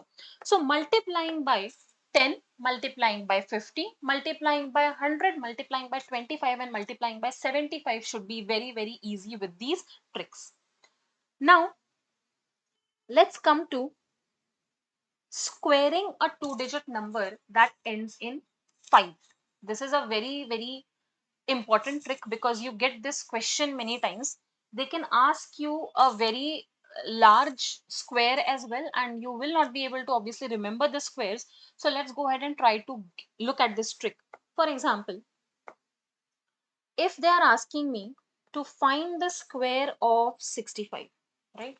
Keep in mind that this trick is only going to work when this last number is ending in 5. So whenever the last number is ending in 5 and you want to find the square and it is a two-digit number, these are the three conditions. The number will always end in 25 first of all. Okay. And this number will be multiplied by its successor. So successor means the next number that will follow it. So what will be the number that follows 6? It will be nothing but 7. So what we need to do here is 6 into 7, and this automatically becomes 4 2, and the next two numbers will always be 25. So your answer becomes 4225, 4225. Very very very important trick. Okay, extremely important trick for your mathematics portion. I will, this PDF is already shared with the students, who have joined us already. So whoever is studying from Pariksha, you all know, already know that this is added in your app. But if there is somebody else who, who wants to get access to this document, we will be putting a number in the description, and you can just go ahead and contact us there, and we will try to add you to the batch where you can access this for free. So now let's look ahead at multiplication of two-digit numbers in the same decade. Now, when I say same decade, what does it mean? It means that the numbers start with the same 10 digits number. So, for example, 53 and 55, right? Both of them are starting with 5. If I say 82, 83, both of them are starting with 8, so they fall into the same decade. Keep in mind again that this trick is all again going to be working for two-digit numbers only. Again, a very, very commonly asked question in CSET. They love to ask you questions like this: 98 into 99. They fall into the same decade. 88 into 85. Now these numbers look very, very large. So what do we do? So that is why we have this trick. Now, in this case, what do? We will multiply the unit digits and write that down. If the product is less than 10, so for example, I have 51 and 53. So 1 into 3 will become 3 only. So this is a one digit number. So what will we do? We will add a 0 in front of it. So it will become 03. Then we will do multiply the tens digits by one higher. So you have 5 here. We will just multiply 5 into 6 and your answer will be 3003 and your answer is done. That's it. That is absolutely it. Let's try this with a certain more numbers. Let's take 87 into 85. So I have, first of all, the unit digits numbers multiplication, that is 7 into 5 will give me 35. Now 8 and 8 is the common number in the digits position. So what will I do? I will multiply 8 by the second, the successor of it, that is 9, and I will get 8 into 9. What is 8 into 9? Obviously 72. Your answer will be 7235. What a great trick, right? This is a very, very common question in CSEET where they love to ask you multiplications in the same decade because they look very, very difficult. If I ask you 98 into 97, normally you would panic a little bit, but now I know that all I need to do is sorry, if I ask you 88 into 89, normally you will panic a little bit, but now all I have to do is 8 into 9, that is 72, and again I will do 8 into 9, that is 72. So your answer will be 7272, right? You can check it with the calculator as well. Now if I have two digit into two digit in general, you already know the methodology of multiplying two digit numbers. The tricky part here is going to be doing it in your brain, right? So for example, if I have 42 into 37, I will have to understand the 2 into 7 will become 4. At the units place, I will have 4. Acha, one more thing. This is obviously going to be a little bit complicated, but let's say this is the number I get, 42 into 37. And if the options I have are this,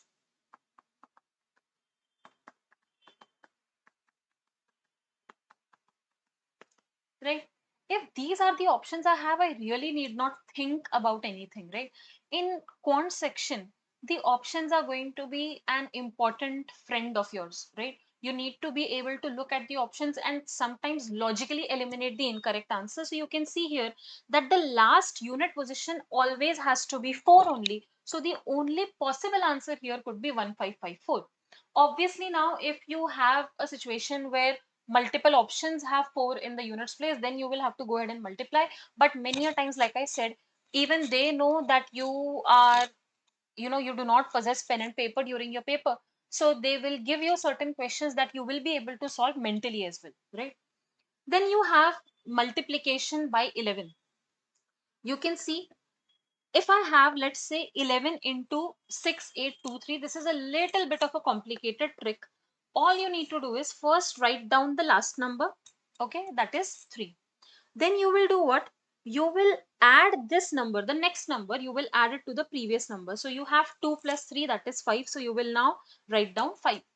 Then you have the next number is 8. You will add it again to the previous number, that is 2. So 8 plus 2 will give you 10. So you will just write 0 and you will keep 1 in your mind. Then the next number you have is 6. So you will add 8 plus 6, that will give you 14. Plus keep in mind we had 1 in our brain, so we will keep it here as 5. Now since we have 5 here, the last number, the first digit, that is 6. Now we will add the remaining 1 to it, that will be 7, and you will have your answer as 75053. This is a little bit of a complicated trick, but really handy to use, because again, like I said, many a times they will ask you numbers that are being multiplied by 11, because they have to ask you numbers where you can use some kind of mental tricks to be able to solve it, because you don't have a pen and paper. Multiply by 12 will not be too relevant for you. Multiplying by 125 can be again a very useful trick, because multiplying by 10 is pretty easy, multiplying by 5 is very easy, right? So you have, let's say, 45 into 125 is what they have asked you. What you need to do is, you need to think of 125 as 500 divided by 4. Okay, so as soon as you look at it as 500 divided by 4, you can see that again this and this will get cancelled, it will become 12. 12 into 5 will become 60, and you will have two zeros in front of it. You will get your answer as 6000. So if you see 250, for example, you should be able to look at it like 500 divided by 2. If you look at 125, you should be able to look at it like 500 divided by 4. So mathematics is half of mathematics is literally just recognizing patterns. I'm telling you, if you are able to recognize patterns, you are able to solve half of the mathematics already, right? Then you have multiplying by 9. Multiplying by 9 is pretty easy. If you want to multiply any number by 9, just multiply it by 10 and then just subtract the original number. So for example, if I have 50 into 9, right? Obviously this is not, this is too easy, but let's take 50 into 9. So 50 into 9, let's first multiply 50 into 10, and then I will just subtract the original number, that is 50. So I will have 500 minus 50, that is 450. So all you need to do is multiply the original number. For example, let's say 23 into 9 has been asked to me. All I will do is 23 into 10 minus 23. So that will give me 230 minus, 230 minus 23, that will be 207. This is much quicker than actually trying to mentally multiply it entirely by 9. Now, if you remember, I have already given you sum of natural numbers, the trick for sum of natural numbers. So, for example, if I say I want to find what is the sum of the first 100 natural numbers, they will not ask you 100, but let's say they ask you what is the sum of the first 25 natural numbers. So, don't sit there and do 1 plus 2 plus 3 plus 4. Don't do that, right? What will you do? N into n plus 1 divided by 2. So all you need to do is 25 into 26 divided by 2. A very handy trick, right? To be able to solve the sum of any number of natural numbers. So this is obviously something that you can do very easily. If you're not able to do easily, if you remember, I have told you to remember the squares of all the numbers. So 25 into 25 you can do, and you just need to add again 25 into it, and you will be able to get the answer, right? And divide the entire thing by 2. Or you can go ahead and look at it like 13. So 25 into 13 is also something that you can do. So 25 into 10 will be 250, plus you just need to add 75 into it. So 5, 2 plus 1, and you have answer as 325. So you need to be able to be a little bit quicker on your feet. So now let's go ahead and look at some, let's look at some questions in which you can use these tricks actually. And also let's look at, we have already covered sets in your class, but I'm going to be revising sets a little bit, because it is a little bit of an advanced concept that is not covered, in any of your syllabus up till 10th standard also. So I'm just going to be revising sets a little bit, and then we will go ahead and look at more tricks.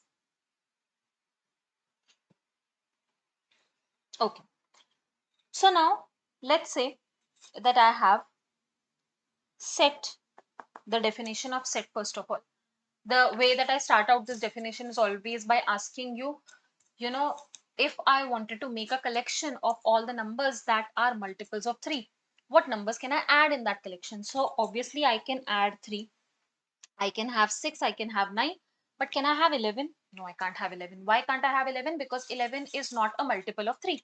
So a set is nothing but, first of all, a collection. And what is it a collection of? It is a collection of anything that I want it to be. So I just call this object, okay, a collection of objects. So can I make a collection of, let's say, letters as well? Yes, absolutely. If I wanted to, I can make a collection of, vowels of the alphabet. So that collection would include A, E, I, O, U, but not anything else, right?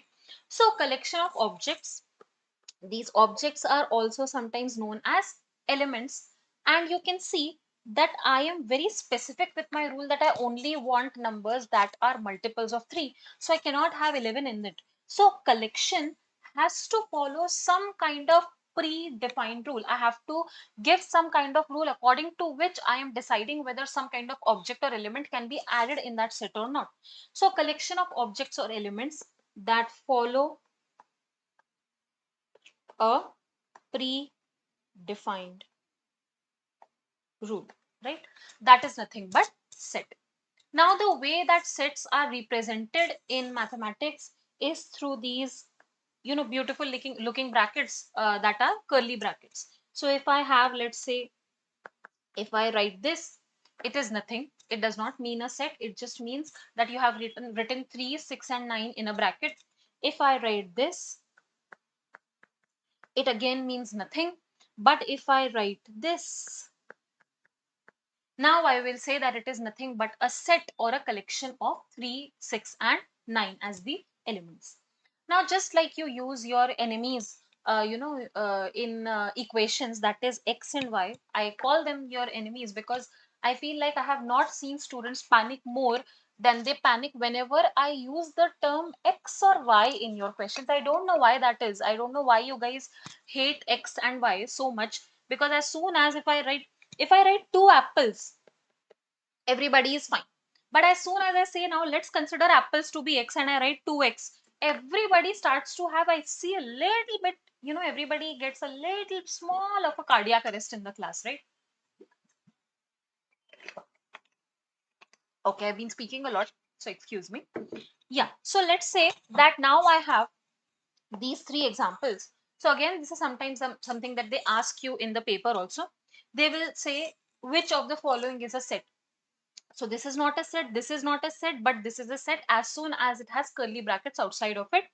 The second thing I was saying was, just like you use x and y in equations, you will use capital letters A and B and C, whatever, it will continue from there for the purposes of denoting sets. So normally I will denote set like set A consists of the elements 3 and 6 and 9, right?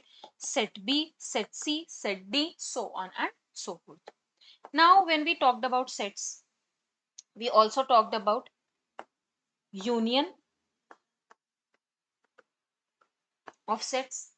It is not covered in too much detail in the CSEET portion. However, I do think that it is better to be over prepared rather than under prepared. That may be my own examination fear speaking out, but I think it's a safe bet to take, especially looking at the second portion of this section.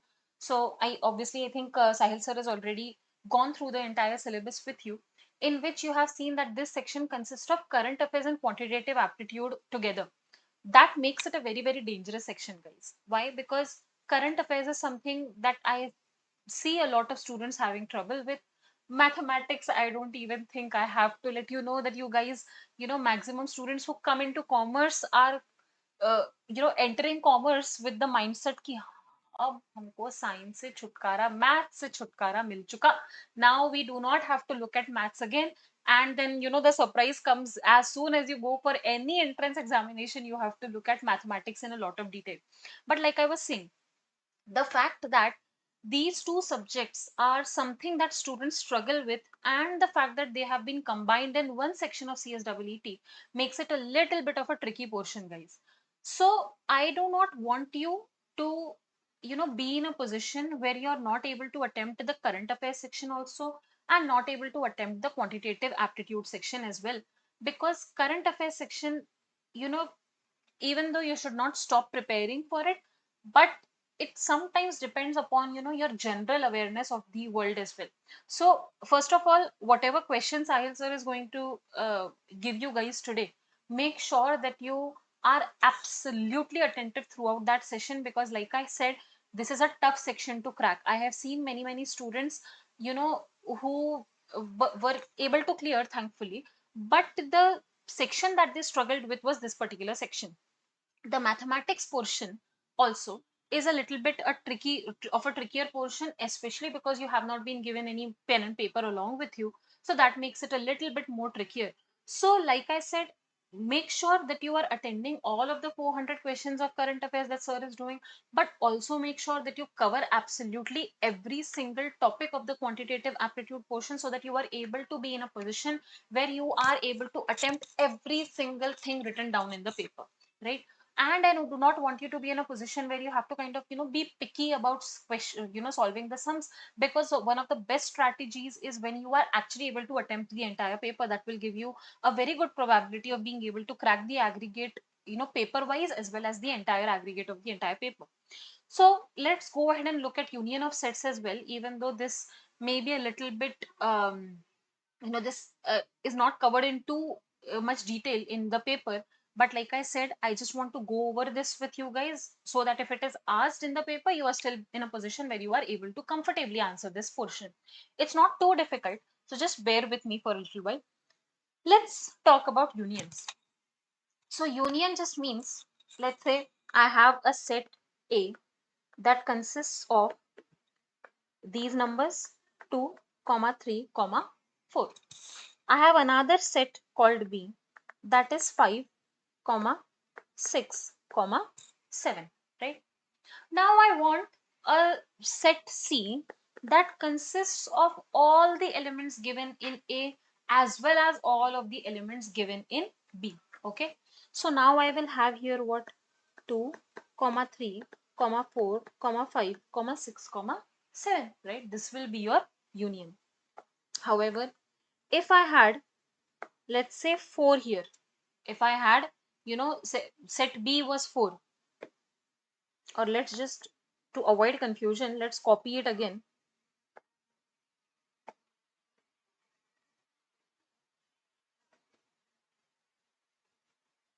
Let's say this was your set, and in the set B here, instead of 5, you had 4.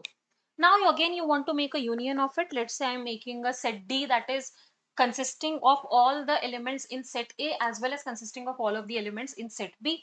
So you will have 2, comma 3, comma 4. Now keep this in mind here. If I put 4 again, see, you belong to your family. Let's say I'm making a set of all of the family members in your family. So you have mom, dad, your sibling, and you, let's say. If I have already considered you as a part of the siblings, do I need to consider you as a part, you know, again? You have been out already counted once. If I count you again, won't it be double counting, right? In sets also, this is a very crucial factor. If I have written 4 already, it means that 4 already belongs to set D, right? If I'm writing 4 again, it really does not make any logical sense, because I have already indicated that 4 already belongs to D. So what do? I will skip writing this 4 again, because in sets, repetition does not matter. Even if I write a set like this, it still means that 4 belongs to this particular set, but it does not mean that 4 belongs to this set, then 4 again belongs to this set. That does not make any logical sense. So you have 2, comma 3, comma 4, comma 6, comma 7, and that will be your union of sets. The easy way to say this is that in this particular set, in set D, you have all of the digits that either belong to set A or they belong to set B. Either to set A or set B. Okay. Now let's go ahead and look at another portion. Let's say I have set 2, comma 3, comma 4, and I have 4, comma 6, comma 7. There is another concept known as intersection of sets. Okay. So now I will be talking about the numbers that are common to both of these sets. So you can see obviously that 4 is common to set A as well as common to set B. So if I want to find the intersection, I will say that the answer is nothing but 4. Union is denoted like this. A union B. Intersection is denoted like this, A intersection B. Keep in mind, this is a very, I'm going through the entire portion a little bit in a revision format. So if you have any confusions at any point of time, you can just ask me in the chat and I will clarify it up. If you guys want to ask anything, you can ask right away. Is there any confusion in this union portion and this intersection portion, guys? Anybody has any question that has come up in their mind? I love to know questions that you have in mathematics. Main thing about learning mathematics is to be able to be curious about it. So seeing as there are no questions, either our audience is a little bit boring or I am a very good teacher, right? So let's go ahead. I already know what union is. I already know what intersection is. Now I'll just go ahead and look at some tricks. Okay. I will go ahead and look at some tricks of percentages. Now for percentages, the top trick is to be convert percentages into fractions. So if I want to calculate 25%, let's say, it is nothing but 1 by 4, right? If I want to calculate 50% of something, it is nothing but 1 by 2. This is something that we have already gone over it in the class, but I will just going to make you write down some more conversions of fractions and decimals here as well. So for example, 1 by 4 can be written as 0.25, that is nothing but 25%. Keep in mind that percentages fall from 0 to 100, and when I convert it into decimals, they fall from 0 to 1. So 25%, guys, is nothing but 0.25.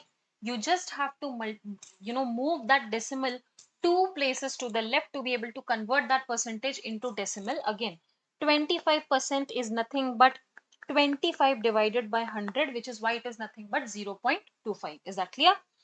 So this is again something that we have already gone over in the class, but a common mistake that everybody makes, guys.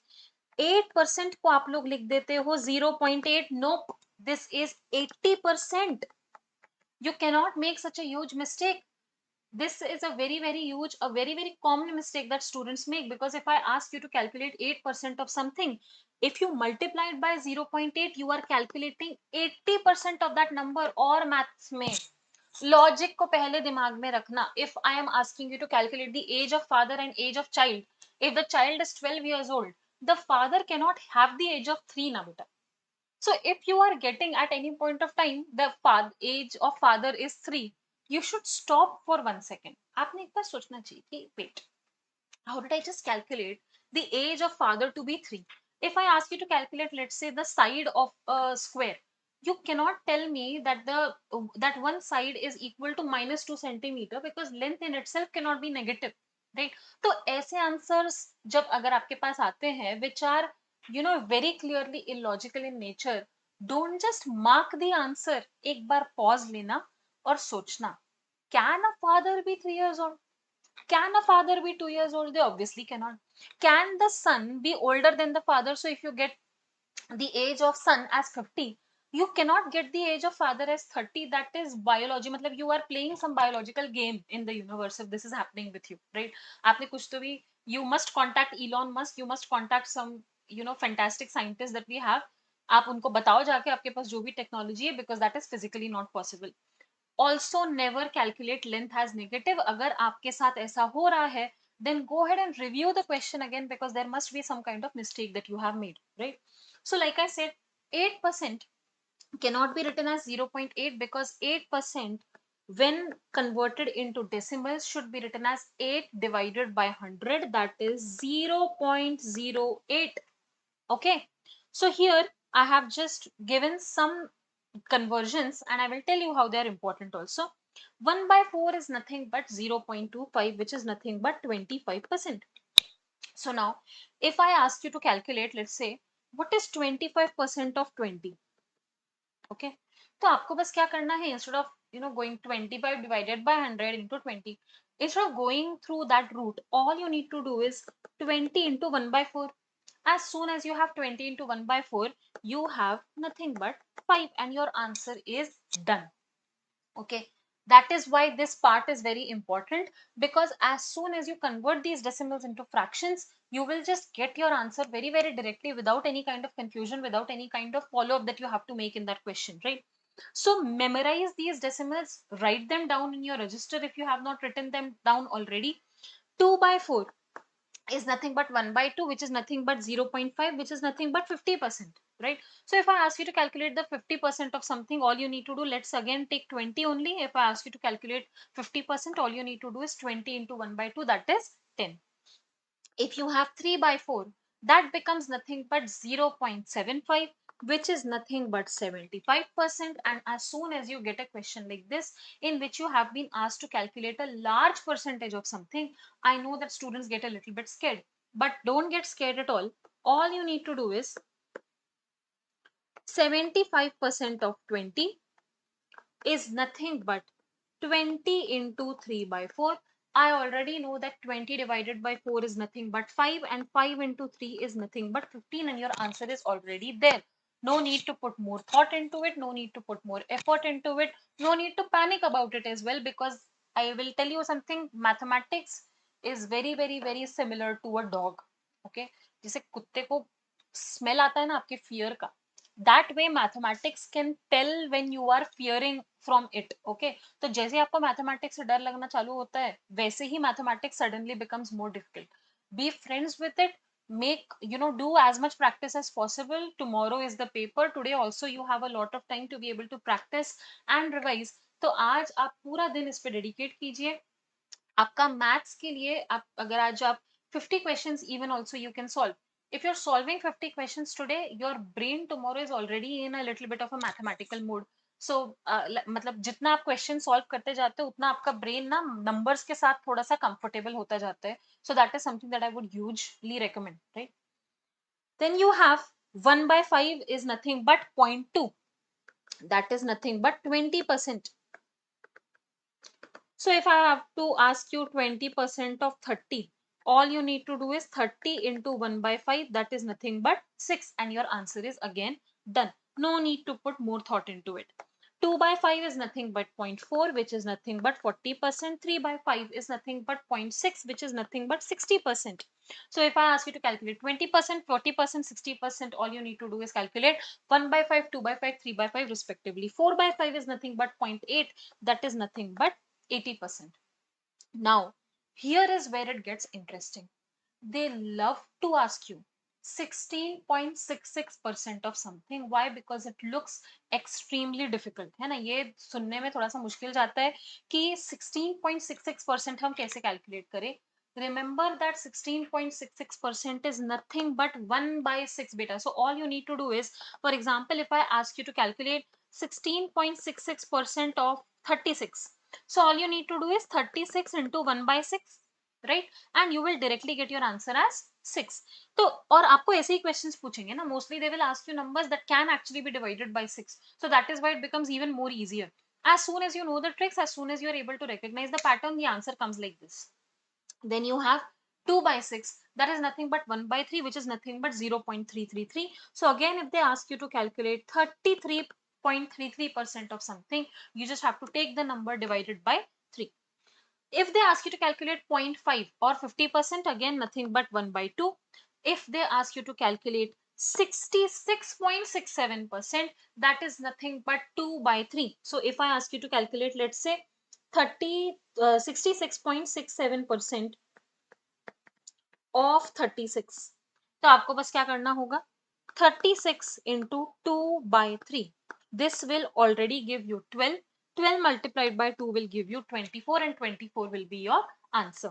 If you have 5 by 6, that is nothing but 83.33%. So आपके पास बहुत ही आसानी से you are able to calculate 25, 50, 75, 20%, 40%, 60%, 80%, and 16.66%, 33.33%, 0.5, 66.67%, and 83.33%.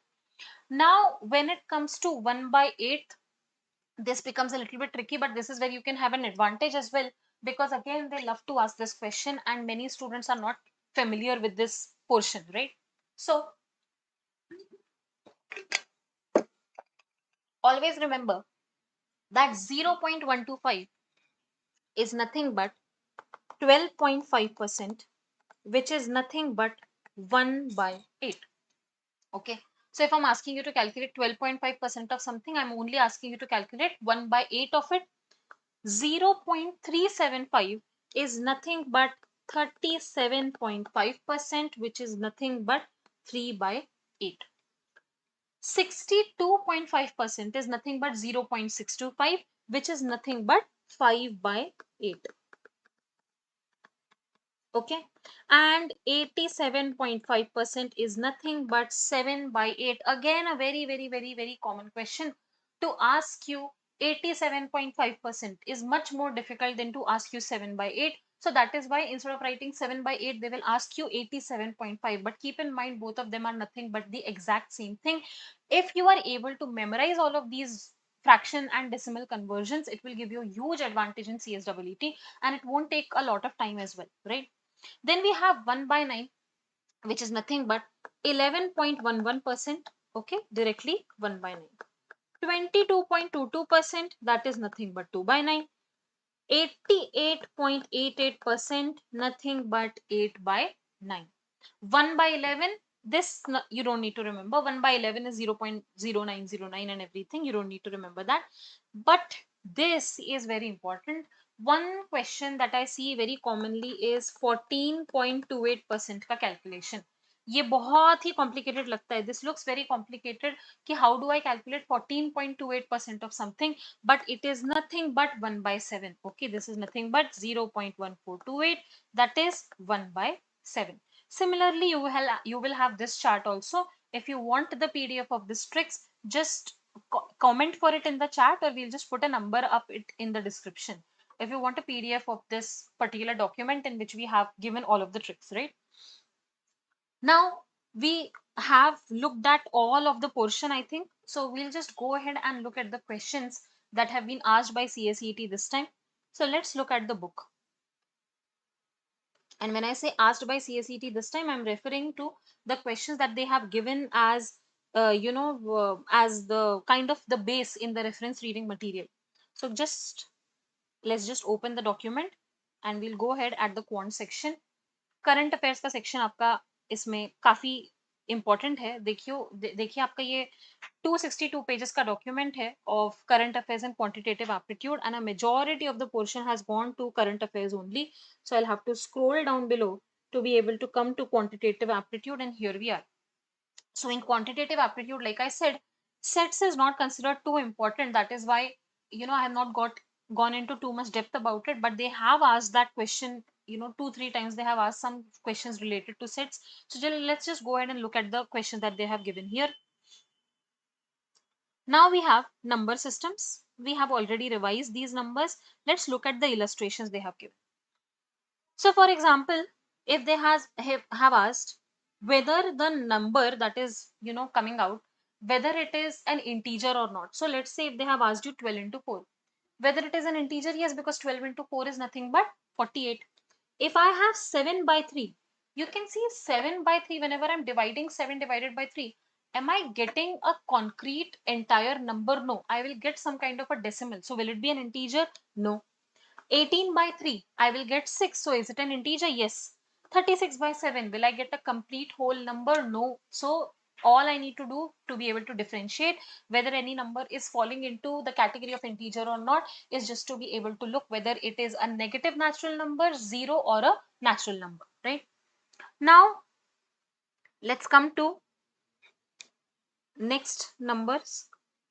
Predecessor and successor already we have talked about. Now let's look at some questions. A number in which 1/5 part is increased by 20 is equal to 1/10 part is increased by 30. So what are they saying? एक ऐसा number है in which 1/5 part is increased by 20. So if I don't know the number, that number is only going to be x, right? So x by 5, when I add 20 to it, is equal to 1/10 part of that same number, that is x by 10, and this is increased by 30. अब आप बोलोगे ma'am, obviously I cannot write this equation na in the paper. You're absolutely right, which is why I am not going to be using this method. They have given this method here also. This is how they have solved the paper. But we have to look at something that is practical for us when we have no pen and no paper in the examination, right? So let's just look at this number. Let's go number wise. So 90 divided by 5. 90 divided by 5 will give you what? Anybody? 90 divided by 5 will give you, anybody here? 18 देगा? Yes or no? 18 plus 20 will be equal to 38. So one side is 38. Let's look at the next side. You will get 90 divided by 10. That is 9. And when you add 30 to it, you will have 39. So here you have 38, here you have 39. Are they equal to each other? No, they are not. Therefore, option A is not your answer. Let's look at the second option. 100 divided by 5, you get 20. When I 100 divided by 5, you get 20. When I add 20 to it, you get 40. So 40 is in our left side. Let's look at 1/10 part. 1/10 part is 10. When you add 30 to it, you get 40. So is this fulfilling the condition? Yes. Therefore, your answer is option B and your answer is done. Okay. Options, looking at options will be a very, very important part of your, will be a very, very important part of your portion of solving the quantitative aptitude section. Now let's look at question 2. Again, you cannot look at, you cannot look at the methodology of solving it through X and everything, because that is genuinely not possible when you have no pen and paper. So let's just look at question 2. The product of two numbers is 150 and the sum of squares is 325. Find the sum of both numbers. So sum of squares, if I'm saying sum of squares, what does it mean? That if the two numbers are x and y, then x square plus y square is equal to 325. They have asked me to find the sum of both numbers. So if I did form an equation, what would it look like? A plus b, sorry, a into b is equal to 150 and a plus b is equal to 325. You know what you should do here? The simple trick is to remember कि A और B कौन से ऐसे factors हो सकते हैं which will give you total as 150 when multiplied by each other. तो आपका यहाँ पे सिंपल ट्रिक क्या होगा पता है? Let's say 30 into 5. When you take 30 and 5, you get 150, right? 30 into 5, you are getting 150. Let's take their squares. तो 30 का स्क्वायर क्या हो जाता है आपके पास? सीधा सीधा 900. So can this be the answer? No. Now let's look at another situation. You have 150. Again, I can write this as 15 into 10. So क्या 15 into 10 में अगर मैं squares लेती हूँ, this will become 225, this will become 100. Am I getting 325? Yes, this is your correct answer. Done. You don't even need to think about it. So if 15 and 10 are the numbers, then the sum of these two numbers is nothing but option B, that is 25. थोड़ा सा logic के साथ आपको यहाँ पर खेलना पड़ेगा in order to be able to answer these questions. थोड़ा सा टिप टोज पे रहना in the quantitative aptitude portion. Do not be tired, do not be already, don't be in a situation where you have already kind of given up in the maths portion. Okay. Then you have, what is the largest four digit number that is divisible by 91? तो अब यहाँ पे हमें क्या करना होगा? Largest four digit number क्या है आपका? 9999. और आपको बस ये देखना है whether this is divisible by 91 और नॉट. अब यहाँ ना आपका हल्का सा हो जाएगा, a little bit luck will be involved here, because you kind of need to be able to mentally calculate whether 99999 will be divisible by 91 or not. The answer is going to be 9919, but that is, you will have to kind of be able to visualize the numbers a little bit. So 91 into 109 gives you 9919. But these kind of questions will not be asked too much, so don't worry about it. आपको maximum questions ऐसे ही पूछे जाएंगे which we can be easily solved by you. So the questions like we have seen right till now will be the questions that will be asked to you. The number 61 xx4 is divisible by 6, then what will be the value of x? अगर मैं आप लोगों के साथ multiplication के tricks discuss कर चुकी हूँ, then you should be able to remember them. If you remember, we have looked at properties of, divisibly multiplicity properties, or you also know them as divisibility rules. So if I want to find out whether a number is divisible by 3 or not, I will see whether if I'm adding all of the numbers of that particular number, is that divisible by 3, and I know that that number is divisible by 3. To check whether a number is divisible by 6, what do I need to do? That number has to be divisible by 2 also, it has to be divisible by 3 also. देखो ये काफी अच्छा question है. This is a very important question because it looks difficult but it can be solved very easily. Give me 2 minutes. बहुत ज्यादा बोल रही हूँ मैं, so I have to drink a little bit of water.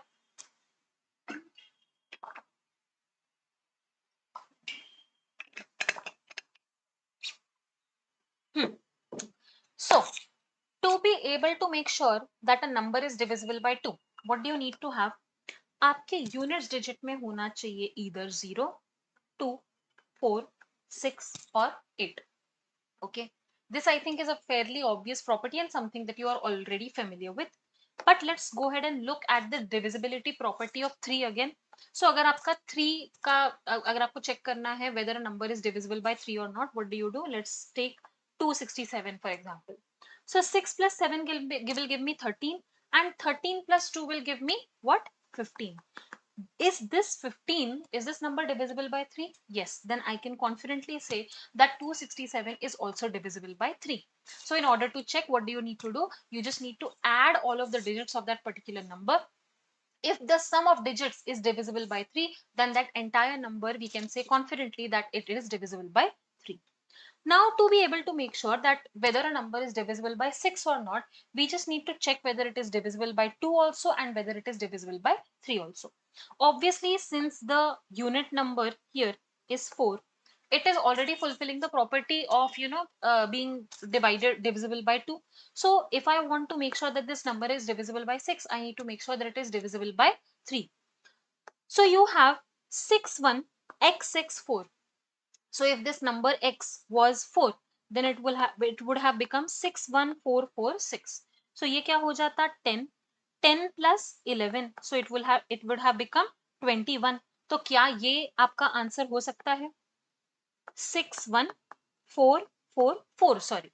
So this would have become 8, this would have become again 12. 12 plus 7 will give you 19.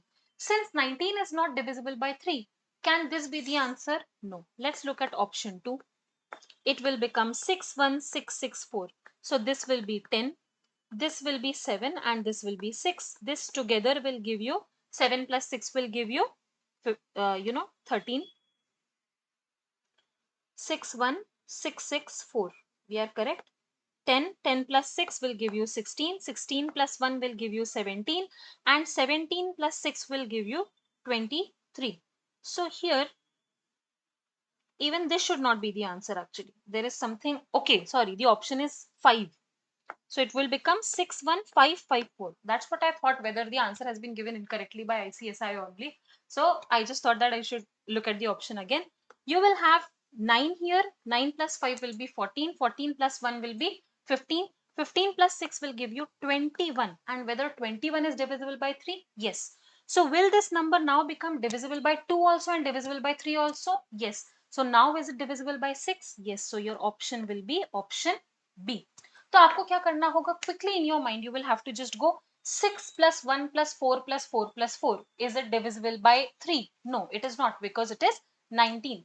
फिर आपको दिमाग में करना होगा 6 plus 1, that is 7. 7 plus 5 will give you 12. 12 plus 5 will give you 19. 19 plus 4 will give you, your answer 21. So क्या ये आपका divisible by 3 है? हाँ. तो क्या ये आपका पूरा number divisible by 6 हो गया? Absolutely. So you will go ahead and mark option B. Now let's look at divisibility of option 13. तो आपको to check whether a number is divisible by 13, first of all, this is a very rare question to ask. So you will just take the last digit of the number, multiply it by 4 and add the product to the rest of the number. अगर ये number divisible by 13 है, then the number is also divisible by 13. This is a rare property to learn, but let's go ahead and look at and apply this property. तो last digit लेते हैं, इसका last digit आ जा रहा है आपका 5. You will multiply it by 4, that is 20. You will add this 20 to the rest of the number. ये fulfill हो रहा है with option A. So therefore your option will be A. Okay. Now let's look at question 6. ये वाले जो आपके questions होते हैं ये थोड़े से tricky होते हैं. They're asking what is the value of 101 plus 104 plus 107 till 134. This is also known as an arithmetic progression. Okay, इसको बोलते हैं arithmetic progression. Arithmetic progression is when you have a series that is starting with a certain number और आपके हर number के बीच में एक even gap आपको दिख रहा है। तो यहाँ पे आप देख पा रहे हो that it is starting with 101 and when you add 3 to it you get 104, you add 3 to it again you get 107, and it is going on until 134. Now this question, the it is not a difficult question, but the difficult part about it is to be able to solve it without pen and paper. So first of all, let's just understand what an arithmetic progression is. In arithmetic progression, if I ever want to find out कि एक particular term कौन से value पर आने वाला है, I use a formula called a plus n minus one d. तो अब मैम ये क्या है, ये क्या है, ये क्या है, बता रही हूँ। a is nothing but the starting value. So since your series is starting with the value of 101, a will be nothing but 101. D is going to be nothing but the common difference. You can see आपका arithmetic progression की property ही होती है that every number has an even gap with the previous number. तो यहाँ आपको दिख रहा है 104 is 3 larger than the previous number, 107 is 3 larger than the previous number, and this pattern will continue, right? So if I want to find out, let's say I want to find out the fourth term. So what do? I will take A, and since I want to find out the fourth term, I will take 4 minus 1, that is 3. And I will multiply with the common difference, that is 3. So you will have 101 plus 3 into 3. So you will get 101 plus 9, that is 110. Okay. So आपका next term यहाँ पे क्या आता था, वैसे भी 110 आता था. So this is how you find the value of, let's say, nth term. So if you get a question like this, and the question they ask you is what is the 10th term of this particular progression, this is how you will find it. If they do ask you to find the 10th term also, it's not going to be very difficult, guys. आप देख पा रहे हो, if I ask you to find out the 10th term, all you need to do is 10 minus 1 into 3, that is 9 into 3. तो आपका यहाँ क्या हो जाएगा, 101 plus 9 into 3, 101 plus 27, और आपका आंसर हो जाएगा 128. So this is also very easy. But what have they asked you here? They are asking you the value of the sum of this series, and this is a little bit tricky. The sum formula for arithmetic progression is a 2a plus n minus 1 d. So first of all, write down this formula, that is 2a plus n minus 1 d. But another very handy formula for this is,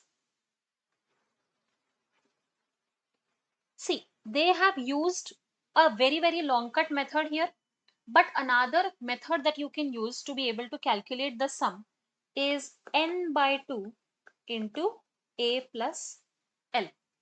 Okay, that is n by 2 plus n by 2 into a plus l.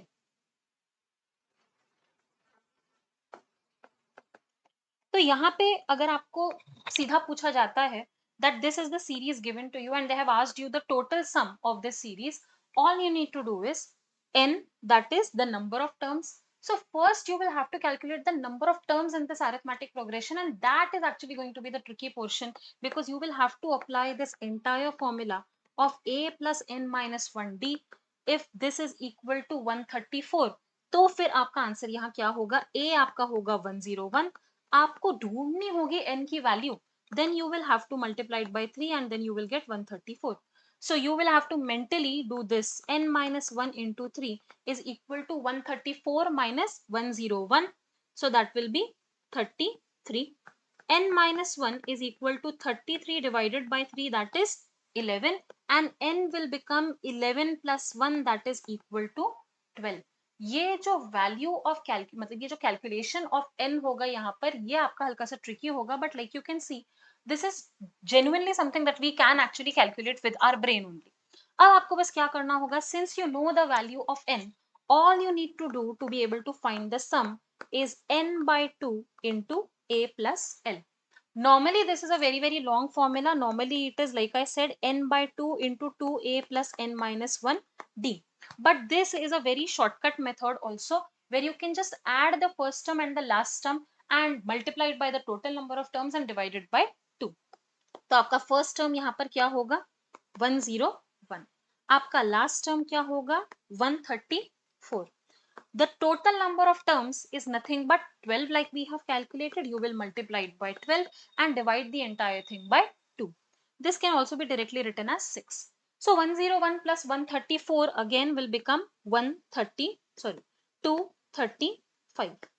235 you will have to multiply by 6 and you will get 1392, which is your option D, which is the correct answer.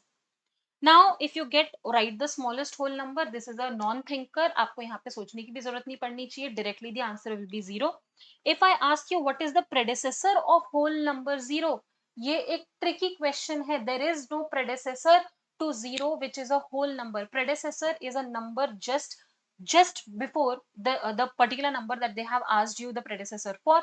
So if I ask you the whole number that is a predecessor to number 1, तो आपका answer होगा 0. But क्योंकि आपका smallest whole number is itself 0, there is no predecessor to it, right? So this is how we are done with the questions that they can ask you in number systems. In number systems आपका एक बहुत बड़ा advantage ये भी रहेगा that they can go ahead and ask you theoretical questions as well, right? Now if they ask you if 3 by 2 of a number is 9, find the number. Again a good thing to do here will be to just go ahead and look at the options. जैसे आपका यहाँ पे answer आएगा 6, तो आप जब सारे options देखोगे, let's say another option is 4, तो मैं अगर 4 का 3 by 2 कैलकुलेट करती हूँ, so what will I get? 4 into 3 by 2, I will get 2 into 3, that is 6, but they are asking me the value of 9, right?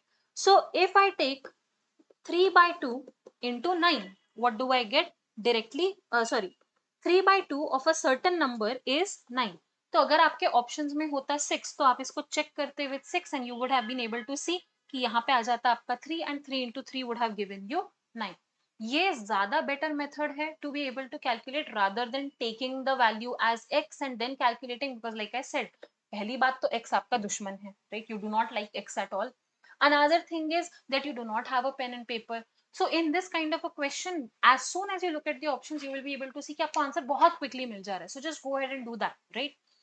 Now if you have this kind of a question, 1.73 and 2.7 का multiplication, I am very sorry, यहाँ पे कुछ नहीं किया जा सकता, except for being a little bit on top of your feet.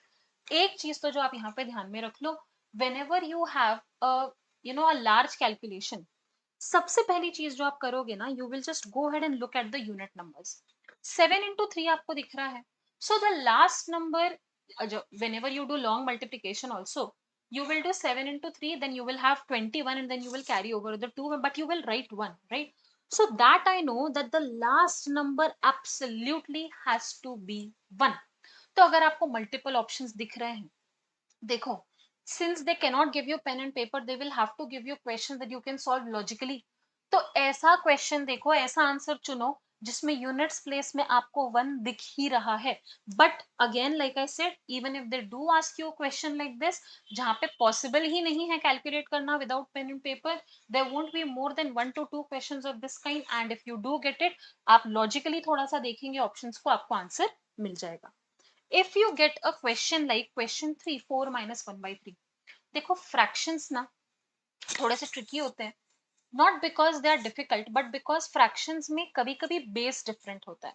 हमेशा ध्यान में रखना, for example I cannot compare the amount of water in this bottle and the amount of water in this glass. Why? Because this bottle is roughly 1 liters, this glass is roughly 250 ml. तो मैं इन दोनों का comparison नहीं कर सकती. But can I compare, the water in one glass to the water in another similar glass? Yes, I can. Why? Because they both have same basis. ये आपका एक बहुत इंपॉर्टेंट कंसेप्ट है to be able to understand fractions. हम लोग fractions में भी क्या करते हैं, इसलिए as soon as I see a question of fractions, what I will do is I will make sure that they have the same base. तो अगर आपको दिख रहा है 4 minus 1 by 3, आप डायरेक्टली क्या करोगे, इसको भी बेस दे दोगे 3 का.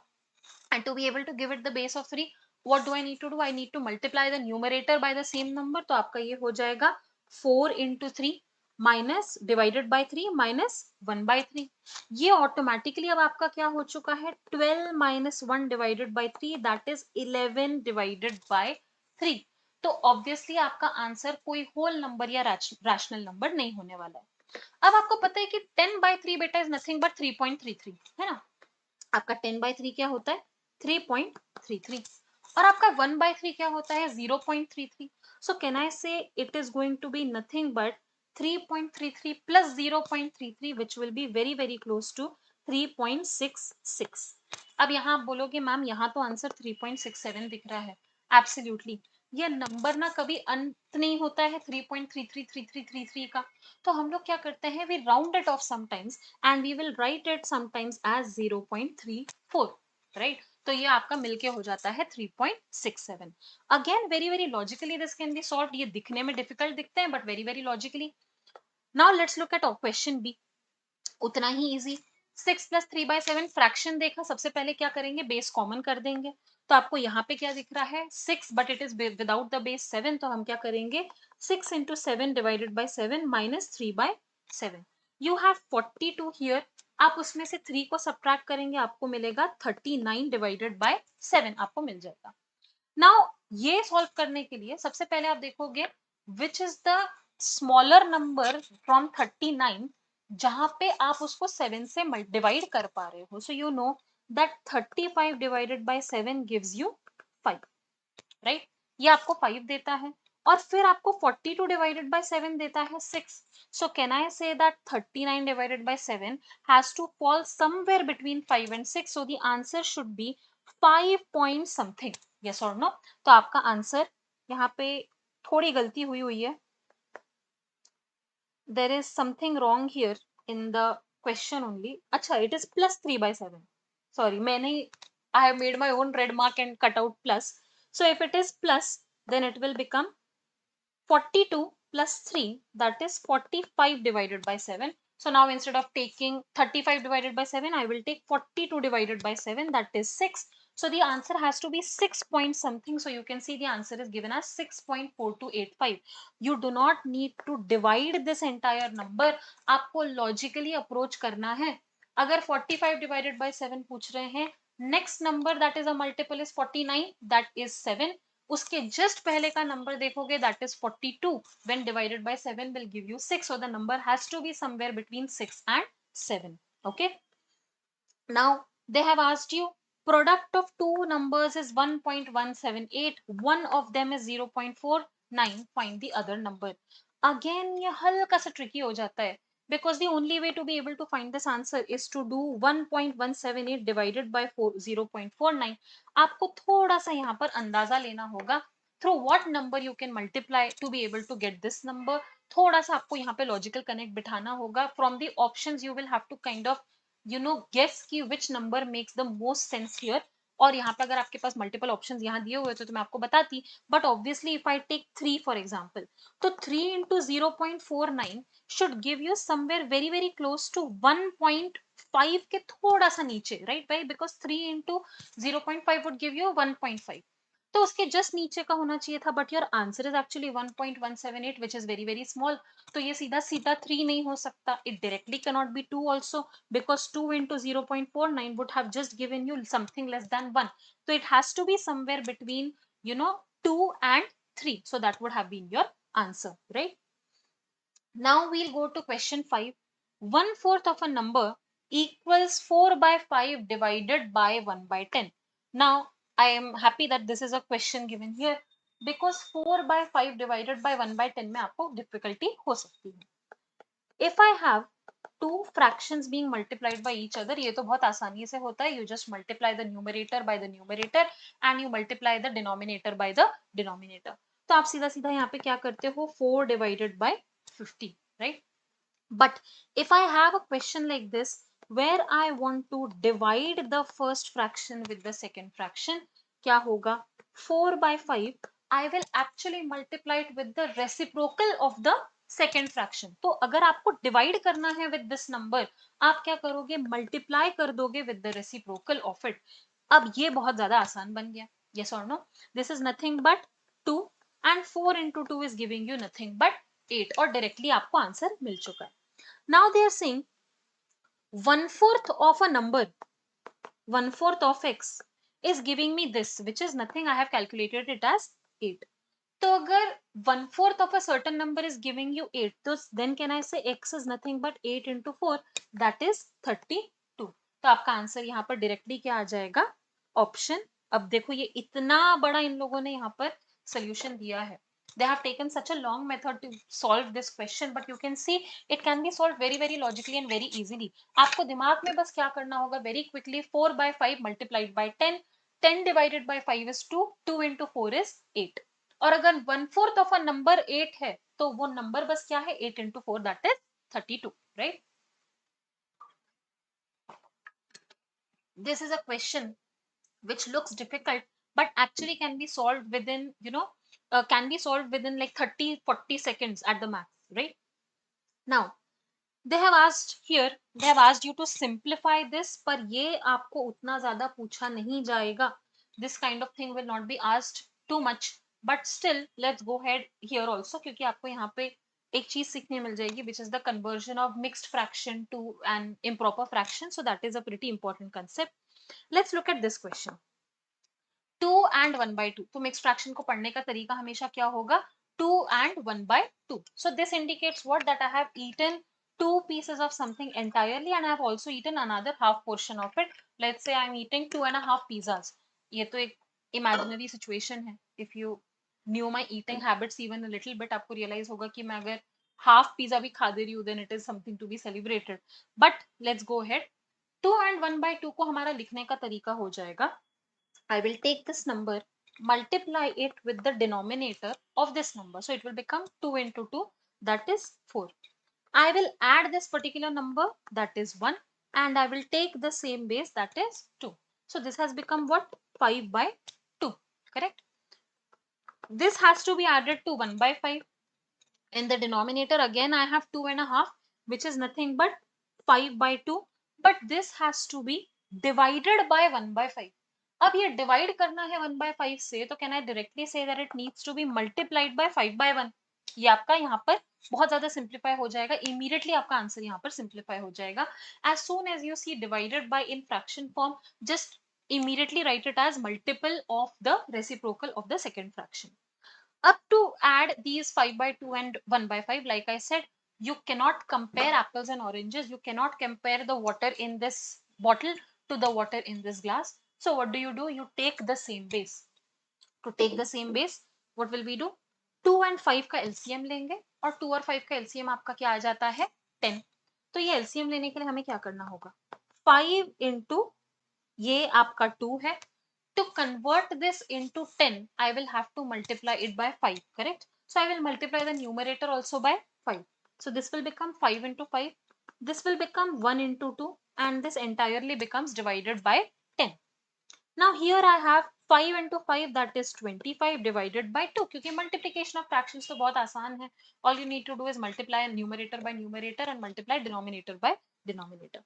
यहाँ हो जाएगा आपका 25 plus 2, that is 27 divided by 10. नीचे हो जाएगा आपका 25 divided by 2. Again you have a situation where you are dividing one fraction by another fraction.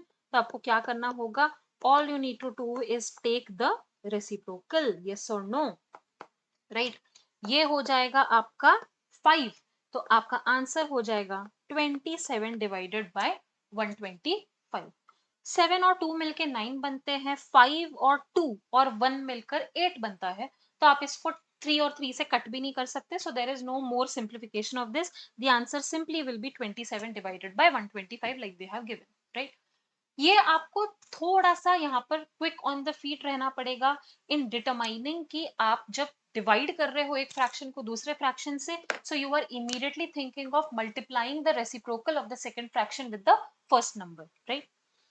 Next question they have given here is 1 by 4 plus 1 by 5 and 1 minus divided by 1 minus 3 by 8 into 3 by 5. तो again बहुत ही quickly हम ये वाले को भी देख लेते हैं. 1 by 4 plus 1 by 5 में आपका एलसीएम लेंगे हम 4 और 5 का. 4 और 5 का एलसीएम क्या होता है, 20, राइट? तो आपका यहाँ हो जाएगा, to convert this into 20 you will have to multiply the numerator as well as the denominator by 5. So it will become 1 into 5. To convert this into 20 you will have to multiply it by 4, so you will have 1 into 4. नीचे आ जाएगा आपका 20. This is done.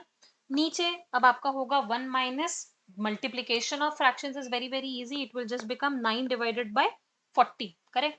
अब आपका question आएगा, ma'am ये 1 minus 9 divided by 40 कैसे करेंगे? अरे यहाँ पर भी ले लो, Can you not write 1 as 40 divided by 40? Absolutely. 1 can be written as 39 by 39. 1 can be written as 38 by 38. It can be anything you want it to be, right? So हम इसको directly कैसे लिख देंगे? 40 divided by 40. Now you have 5. 1 into 5 is 5 plus 1 into 4, that is 9 divided by 20. In the denominator, you have 40 minus 9 divided by 40, that is 31 divided by 40. Again, you are in a situation where you are dividing one fraction by another fraction, so it will become 9 divided by 20 into 40 divided by 31. This will become 2. This will become 18 divided by 31. Since they do not have any common factor, we cannot simplify it further. So your answer has to be 18 divided by 31 like it is given in the book, right? This is, we are done with this question. आप जितना ऐसे fractions के questions को solve करोगे, the more quickly you will be able to think of the LCM, the more quickly you will be able to get to the answer. Remember these 2-3 things about fractions. You can only add and subtract fractions when they have the same base. You can multiply fractions like anything. आपको अगर 2 by 3 multiplied by 3 by 5 देता है तो आपको बस multiplying the numerator by numerator, divide the multiply the denominator by the denominator. If you have division of one fraction by another fraction, आपको क्या करना होगा? If I give you 9 divided by 2 divided by 3 divided by 5, तो आपको क्या होगा? 9 divided by 2 directly multiplied with the reciprocal, and the question really becomes very very easy, very very fast. It will just become 45 divided by 6. Okay, now let's come to decimal fractions. Now they are asking you to convert 5 into 1 by 2 into a decimal fraction. Now what does a decimal fraction mean? It means nothing. You just have to take the base as something that is in the base of 10 or 100 or something like that, right? So decimal fraction, if you remember, we call this the p by q form. तो हमको बस क्या करना होगा? 5 into 1 by 2 is nothing but 5 by 2. आपको base को बनाना है 10. Okay, तो आप बस डेसिमल फ्रैक्शन ये ना आपका बेस होना चाहिए इधर 1 or 10 or 100 or 1000 or something like that. It should be a multiple of 10. तो आपका ये, इसको हम क्या करेंगे? We will take it to the nearest base, that is 10. तो आपको मल्टीप्लाई करना होगा numerator and denominator both by 5. So you will have 5 into 5 divided by 2 into 5, that is 25 divided by 10, and that is your decimal fraction. Now to convert 9.9 into a decimal fraction, it is nothing but 9.9 divided by 1 लिख सकते हैं. So to take the base as 10, can I not just multiply both of them by 10? You will get 99 by 10. Keep in mind that the goal is to make sure that the number in the numerator is a whole number. Okay, integer होना चाहिए, actually not even a whole number, it should be an integer. So you can say कि ma'am 9.9 divided by 1 भी तो number है. नहीं. If they ask you, for example, if they have asked you कि 9.9 divided by 10 को आपको decimal fraction में convert करना है, so what will you do? You will multiply it with a number that will convert it into an integer. So to convert this number into an integer, I will have to multiply it by 10. So 9.9 into 10 divided by 100 into 10, it will give you 99 divided by 100, and that will be your decimal fraction. Relationship between numbers, we have already seen the sets part, so let's just go ahead and look at the questions. अब ये वाला जो आपका portion है, यहाँ पे आपको questions पूछे गए हैं even about Cartesian sets. Cartesian sets सुनने में ऐसा लग रहा है बाप रे कितनी इंपॉर्टेंट चीज हम पढ़ने वाले. A very very very easy concept, let's just look at it. So first of all, अगर आपको ऐसे सेट्स दिए जाते हैं A B and C, if first let's just take simpler examples and then we'll go from simpler examples to the questions that they have asked. Let's say they ask you b intersection c. So if you remember, we have just looked at the revision. और b into c बस क्या होता है? Sorry, b intersection c क्या होता है? A number that belongs to c as well as it belongs to b. हमेशा याद रखना, this intersection symbol indicates and. Okay, it means what? That it belongs to b and belongs to c. So what is the number that belongs to b as well as c? You can see 3 belongs to b but does not belong to c. तो क्या वो आपका intersection हो सकता है? नहीं, there is only one number that is common, that is 4. और ये भी आपका सेट में होना चाहिए. So if they directly asked you B intersection C, आपका आंसर क्या होता था? 4. Now they are asking you A into B intersection C. तो आपका A सेट तो पहले हम लिख लेते हैं 1, 2, 3. I want to multiply it with the set 4. अब आपका क्वेश्चन आएगा, मैम ये मल्टीप्लीकेशन कैसे किया जाता है, which is a very good question. और अच्छी बात ये है कि you don't even actually have to multiply, this is such an easy concept. All you need to do is you will get this, product, Cartesian product, which we call, and all you need to do is 1 comma 4, 2 comma 4, 3 comma 4. This is something that a second standard child could do.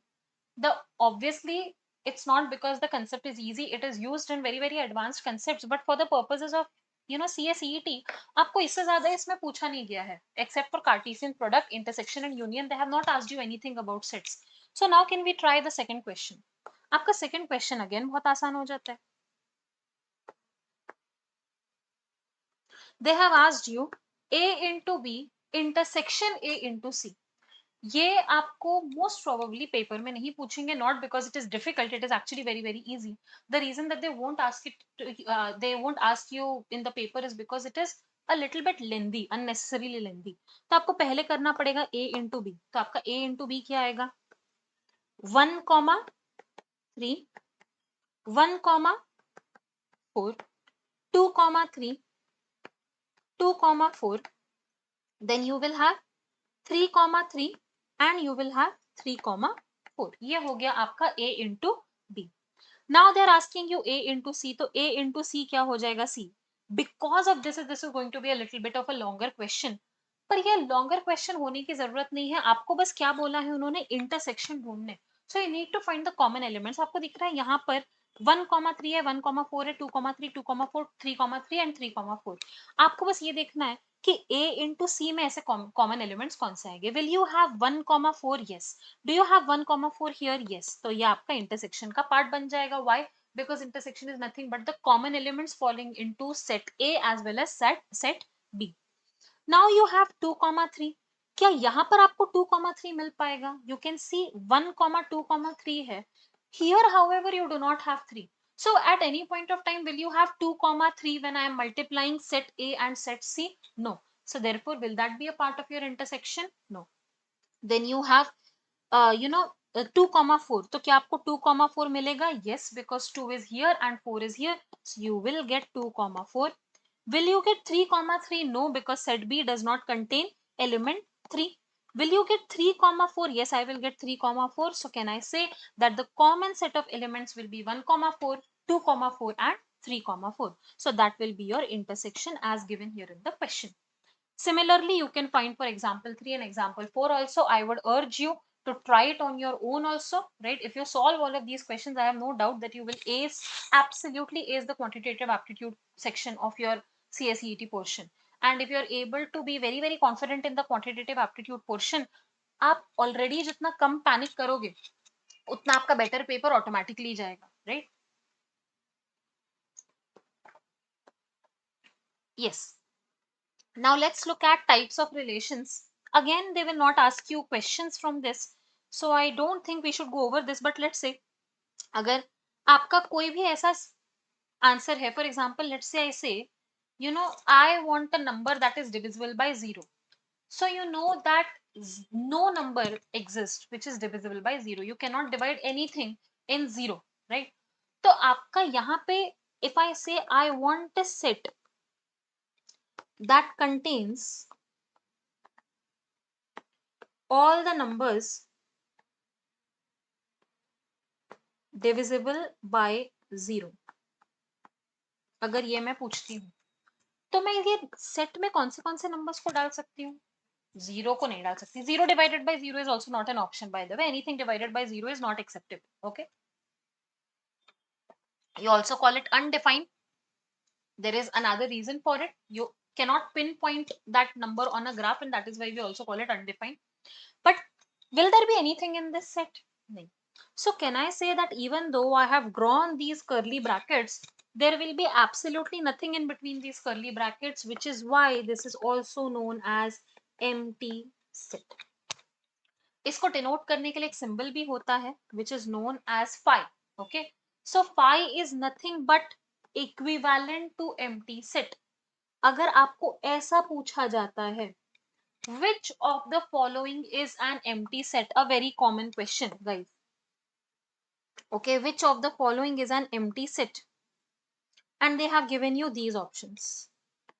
ये आपको दिया है, आपको ये दिया है, आपको ये दिया है, और आपको दिया है लेट्स से ये दिया है. ठीक है, now let's look at all of these options individually.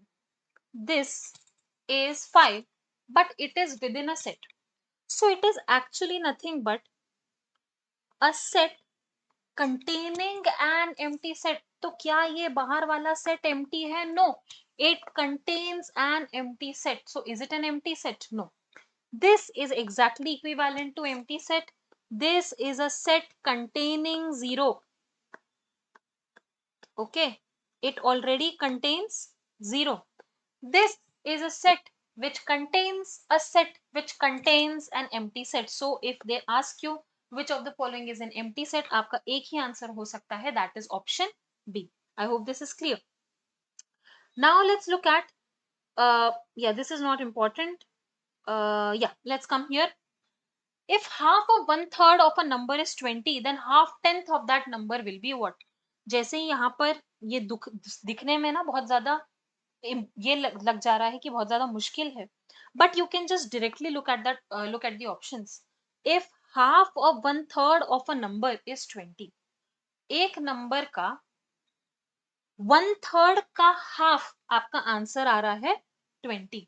तो ये देखो, ये आपका है 60. I think there is something wrong in this question. Half of 1/3, ठीक है. अब एक चीज ध्यान में रखना, in maths you always have, whenever you see the number of, always think of it as multiplication. Okay, always think of it as multiplication. So if they are saying 1/3, half of 1/3, तो ये क्या हो जाएगा 1/2 into 1/3 of a number is 20. तो एक कोई particular number है x जिसका आंसर आपको आ जा रहा है 20, तो then x must be what? 20 into 2 into 3, yes or no? Which will be nothing but 6 into 20, that is 240. Now they are asking half tenth of that number. Sorry, this will be 120. Right? Now they are asking you half tenth of that number. So आपको पहले इसको क्या, I think the problem here is this tenth. They are only asking actually half. According to even the answer they have given, they are asking you half of that number. So half of that number will be 120 divided by 2. That will be 60. Right? The difference between a two-digit number and the number obtained by interchanging the position of the digits is 54. What is the difference between the two digits of that particular number? अब ये आपका question हल्का सा tricky है. इसमें आपको पूछ रहे हैं that there is a number, two digit number, कि जब मैं उनकी पोजिशंस को कर देती हूँ interchange, the difference I get between the original number and the final number is actually 54. तो अब आपका यहाँ पे क्वेश्चन आ जाता है, द टेंस डिजिट्स को अगर हम x ले लेते हैं और यूनिट्स, ये एक्चुअली ना आपके तो थोड़ा सा इस क्वेश्चन में प्रॉब्लम है. If possible, if I get more time, I will revisit this question. Okay, now let's look eight, yeah, these kind of questions we have already done, and so we are done with the number systems portion and the sets portion of the syllabus. Fundamental arithmetic operations देखते हैं. ये आपके बस addition division वगैरह के question होंगे. ये आपका बेसिकली बॉडमास का रूल को चेक करने के लिए होगा. So for example if I say add 30 and 45 and then subtract 20 from the sum, तो ये this is more about understanding the fact that you are able to look at, you know, आपको language समझ में आ रही है. So for example if I am adding 30 and 45, तो 30 plus 45 क्या हो जाएगा 75. सबट्रैक्ट 20 फ्रॉम द सम, इसमें से 20 सबट्रैक्ट कर देंगे, यू विल गेट 55. अब ये भी क्वेश्चन में हम ये नहीं बोल सकते कि बाप रे कितना मुश्किल क्वेश्चन पूछ दिया CSEET ने, because this is genuinely a very very easy question. Now if they ask you find the value of 6 into 4 divided by 12 plus 72 divided by 8 minus 9, ऐसा क्वेश्चन आपको डेफिनेटली पूछा जा सकता है. Keep in mind the rule of BODMAS। तो सबसे पहले हमने क्या करना चाहिए, since we have division first, तो सबसे पहले हमने क्या करना चाहिए, डिविजन। ध्यान में रखना, you have 6 into 4 here, 12 plus 72 divided by 8 minus 9। सबसे पहले तो आप क्या करोगे, ब्रैकेट्स को ओपन करोगे। तो ब्रैकेट्स को ओपन करने पर आपके पास क्या आ जाएगा, 24 divided by 12 plus 72 divided by 8 minus 9। फिर हम क्या करेंगे, डिवीजन करेंगे। डिवीजन होने पर ये क्या हो जाएगा बेटा, आपका 24 डिवाइडेड बाय 12 हो जाएगा 2। Then again you will divide, that is 72 divided by 8, आपको मिल जाएगा 9। And then you will just write -9। अब यहाँ पे it technically does not matter whether you are adding first और सब्ट्रैक्टिंग फर्स्ट, क्योंकि आंसर आपका सेम ही आने वाला है। But let's just add, that is 2 + 9 11, 11 - 9 आपका आंसर आ जाएगा 2।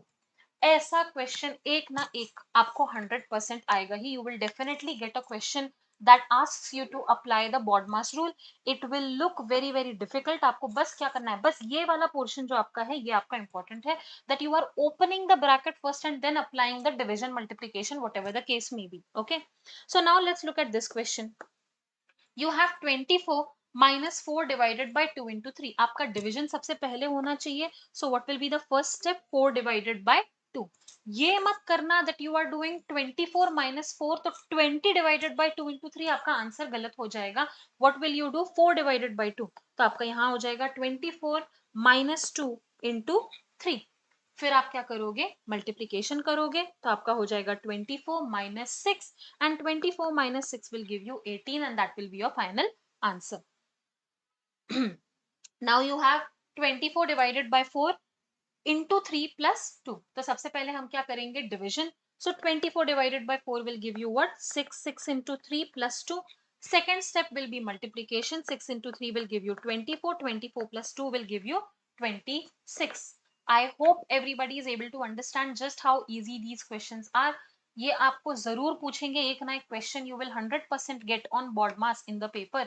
और तब ये मत बोलना कि ये बहुत ज्यादा डिफिकल्ट था, because answer will also be very very simple ना, बाय द वे। आपका जो फाइनल आंसर आएगा वो बहुत इजी और स्ट्रेट फॉरवर्ड आएगा। नॉर्मली BODMAS के रूल में आपको डेसिमल्स वगैरह में वो आपको क्वेश्चन नहीं पूछेंगे। So even if 80% of your paper is consisting of easy questions, then the remaining 20% should not bother you too much। I am only talking about quantitative portion। Okay,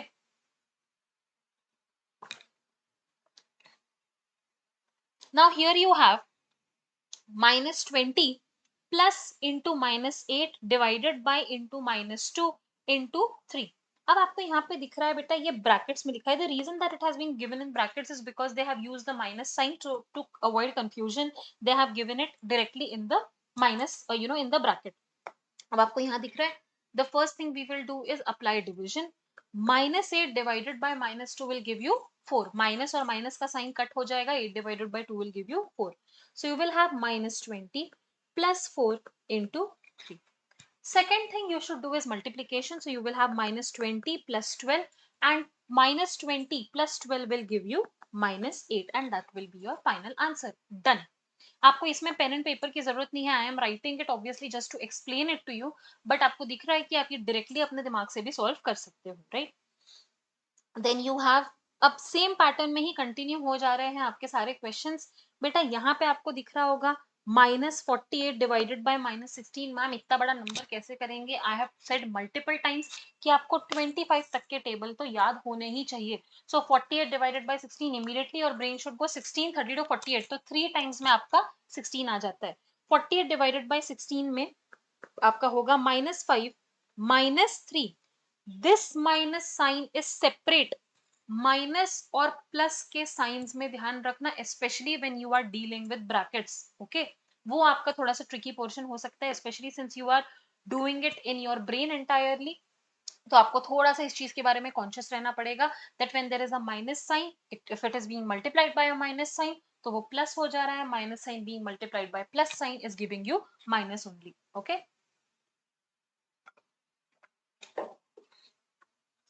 you have -5 minus -48 divided by -16, तो आपका directly positive number ही होगा, that is 3। फिर हो जाएगा +-2 into 6। Second step क्या होगा, multiplication. So you will have -5 -3 -2 into 6 को multiply करेंगे विद प्लस तो वो माइनस हो जाएगा, यू विल गेट -12. अब आप कोई भी इसको ऑर्डर में करो, it really does not matter. -5 -3 -12 will give you -20 and that will be your final answer. I hope this is extremely clear to everybody. अब आपका परसेंटेज के क्वेश्चंस पे आते हैं. तो परसेंटेज के क्वेश्चंस में we have already seen different conversions of percentages into fractions. तो ये आपका पोर्शन काफी काफी इजी हो जाएगा if you are able to remember that 60% can be written as 3/5, 40% can be written as 2/5, 10% can be written as 1/10. It will make your entire portion very very easy. So for example, if they are asking you, let's say, if only 10 of the 200 apples are bad, then what percent is that? तो आपको बस क्या करना है दिमाग में, 10 divided by 200.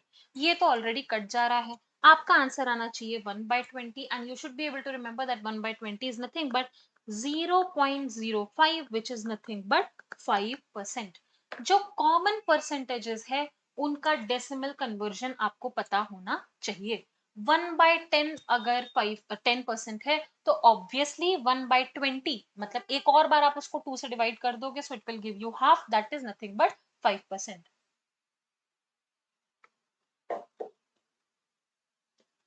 Calculate 20% of 80. 20% we have already seen is nothing but 1/5. Yes guys, अगर मैं 1/5 कैलकुलेट कर रही हूँ 80 का, तो डायरेक्टली क्या हो जाएगा, 80 into 1/5, that will directly give you 16. Why? Because 16 into 5 is nothing but 80. 25% of 100, ये तो अगर आपको पूछ दिया, if they ask you percentage of 100, और अगर यहाँ पर आप रुक गए, तो फिर I just want then to have a conversation with the person who has given you a pass certificate in 10th standard, right? 100 का कोई भी परसेंटेज वही नंबर रहने वाला है. So even if they ask you a really complicated, like if they ask you what is 37.78235% of 100, तो वो answer 31.72385 ही रहने वाला है, right? Because the answer is not going to change. So 25% of 100 is directly nothing but 25. 30% of 400 apples are bad. So how many apples are bad? तो आपको क्या बोल रहा है, 30% कैलकुलेट करने बोल रहा है, which is nothing but 30/100 into 400. Yes or no? ये और ये तो बेटा आपका ऑटोमेटिकली कैंसिल हो जा रहा है, which is nothing but 120. Can easily be done mentally also. बहुत ही ज्यादा आसान है. आपका आंसर आ जाएगा 120. मोबाइल का प्राइस रिड्यूस हो गया है 25% से. ओल्ड प्राइस हुआ करता था 120 and I need to find the new price. तो if the original price is 120, this price has now been reduced by 25%. There are two ways to look at this question. तो पहले तो मैं ये करूँ कि I calculate the 25% and then I subtract that 25% from the original number. तो मैं इसका पहले 25% ढूंढने के लिए क्या करूंगी, 120 into 1/4, which will be nothing but guys 30, right? सीधा क्या करेंगे, 120 minus 30 will directly give you 90. Another way to look at it is understanding that if 25% is reduced, तो बचेगा कितना, 75%. So directly can I do 120 into 3/4? Again I will get 90 only. So either way your answer is not going to change. In both cases you will get 90. It really depends upon your methodology. आपको क्या ज्यादा comfortable लगता है.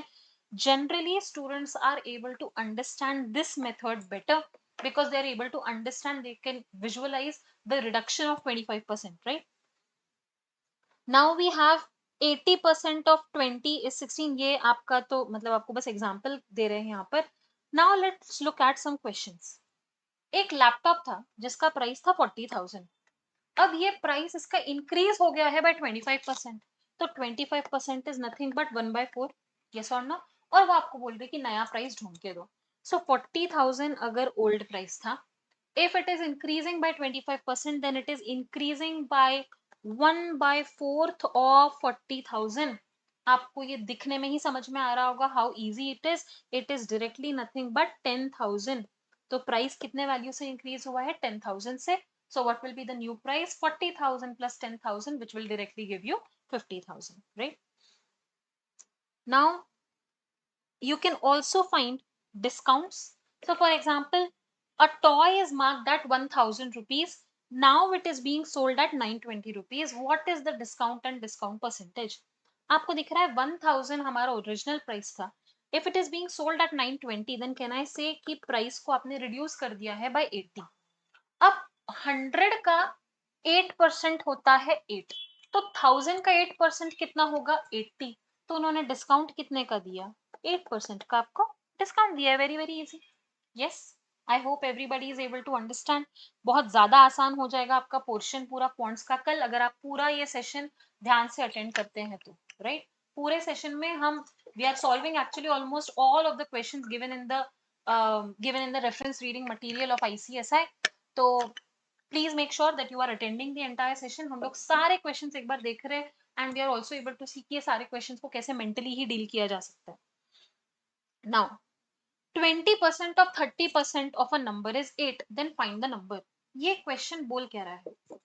एक number है जिसका 30% हमने calculate किया और फिर वो जो 30% कैलकुलेट किया हमने उसी नंबर का 20% कैलकुलेट किया. Right, so 20% of 30% of a number is 8. तो जो एक पर्टिकुलर नंबर था, और हमेशा ये भी ध्यान में रखना ऑफ यानी क्या होता है? Multiplication. 20% is nothing but 20/100 of 30/100 of x and it is giving you nothing but 8. बेटा 20/100 को हम डायरेक्टली क्या लिख सकते हैं? 1/5. और 30/100 को हम डायरेक्टली कुछ लिख सकते हैं क्या? 3/10. तो क्या मैं बोल सकती हूँ x is nothing but 8 into 5 into 10 divided by 3, right? And you will get the answer as 133.33. One second guys. अच्छा, तो मुझे ऐसा पता चल रहा है कि लंच करना भी एक जरूरी चीज है. तो आप लोगों को ये पॉइंट पे हम हाफ एन आवर, उससे ज्यादा का नहीं, half an hour to 45 minutes का लंच ब्रेक दे रहे हैं, क्योंकि अपेरेंटली 3:30 पे हम लोग वापस मिलते हैं. एवरीबडी 2:50 PM हुआ है शार्प. हम ऑलरेडी परसेंटेजेस तक का पूरा सेक्शन कवर कर चुके हैं. After this we will cover ratio and proportion and maybe Sahil sir will also join back again. तो हम लोग 3:30 को वापस मिलते हैं. तब तक थोड़ा खाना खा लो. मैं भी जितना भी थोड़ा खाती हूँ उतना खा के आ जाती हूँ. Right, bye.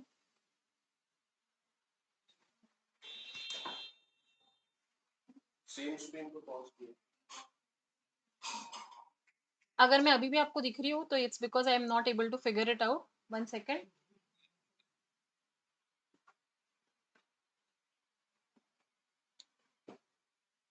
And stream.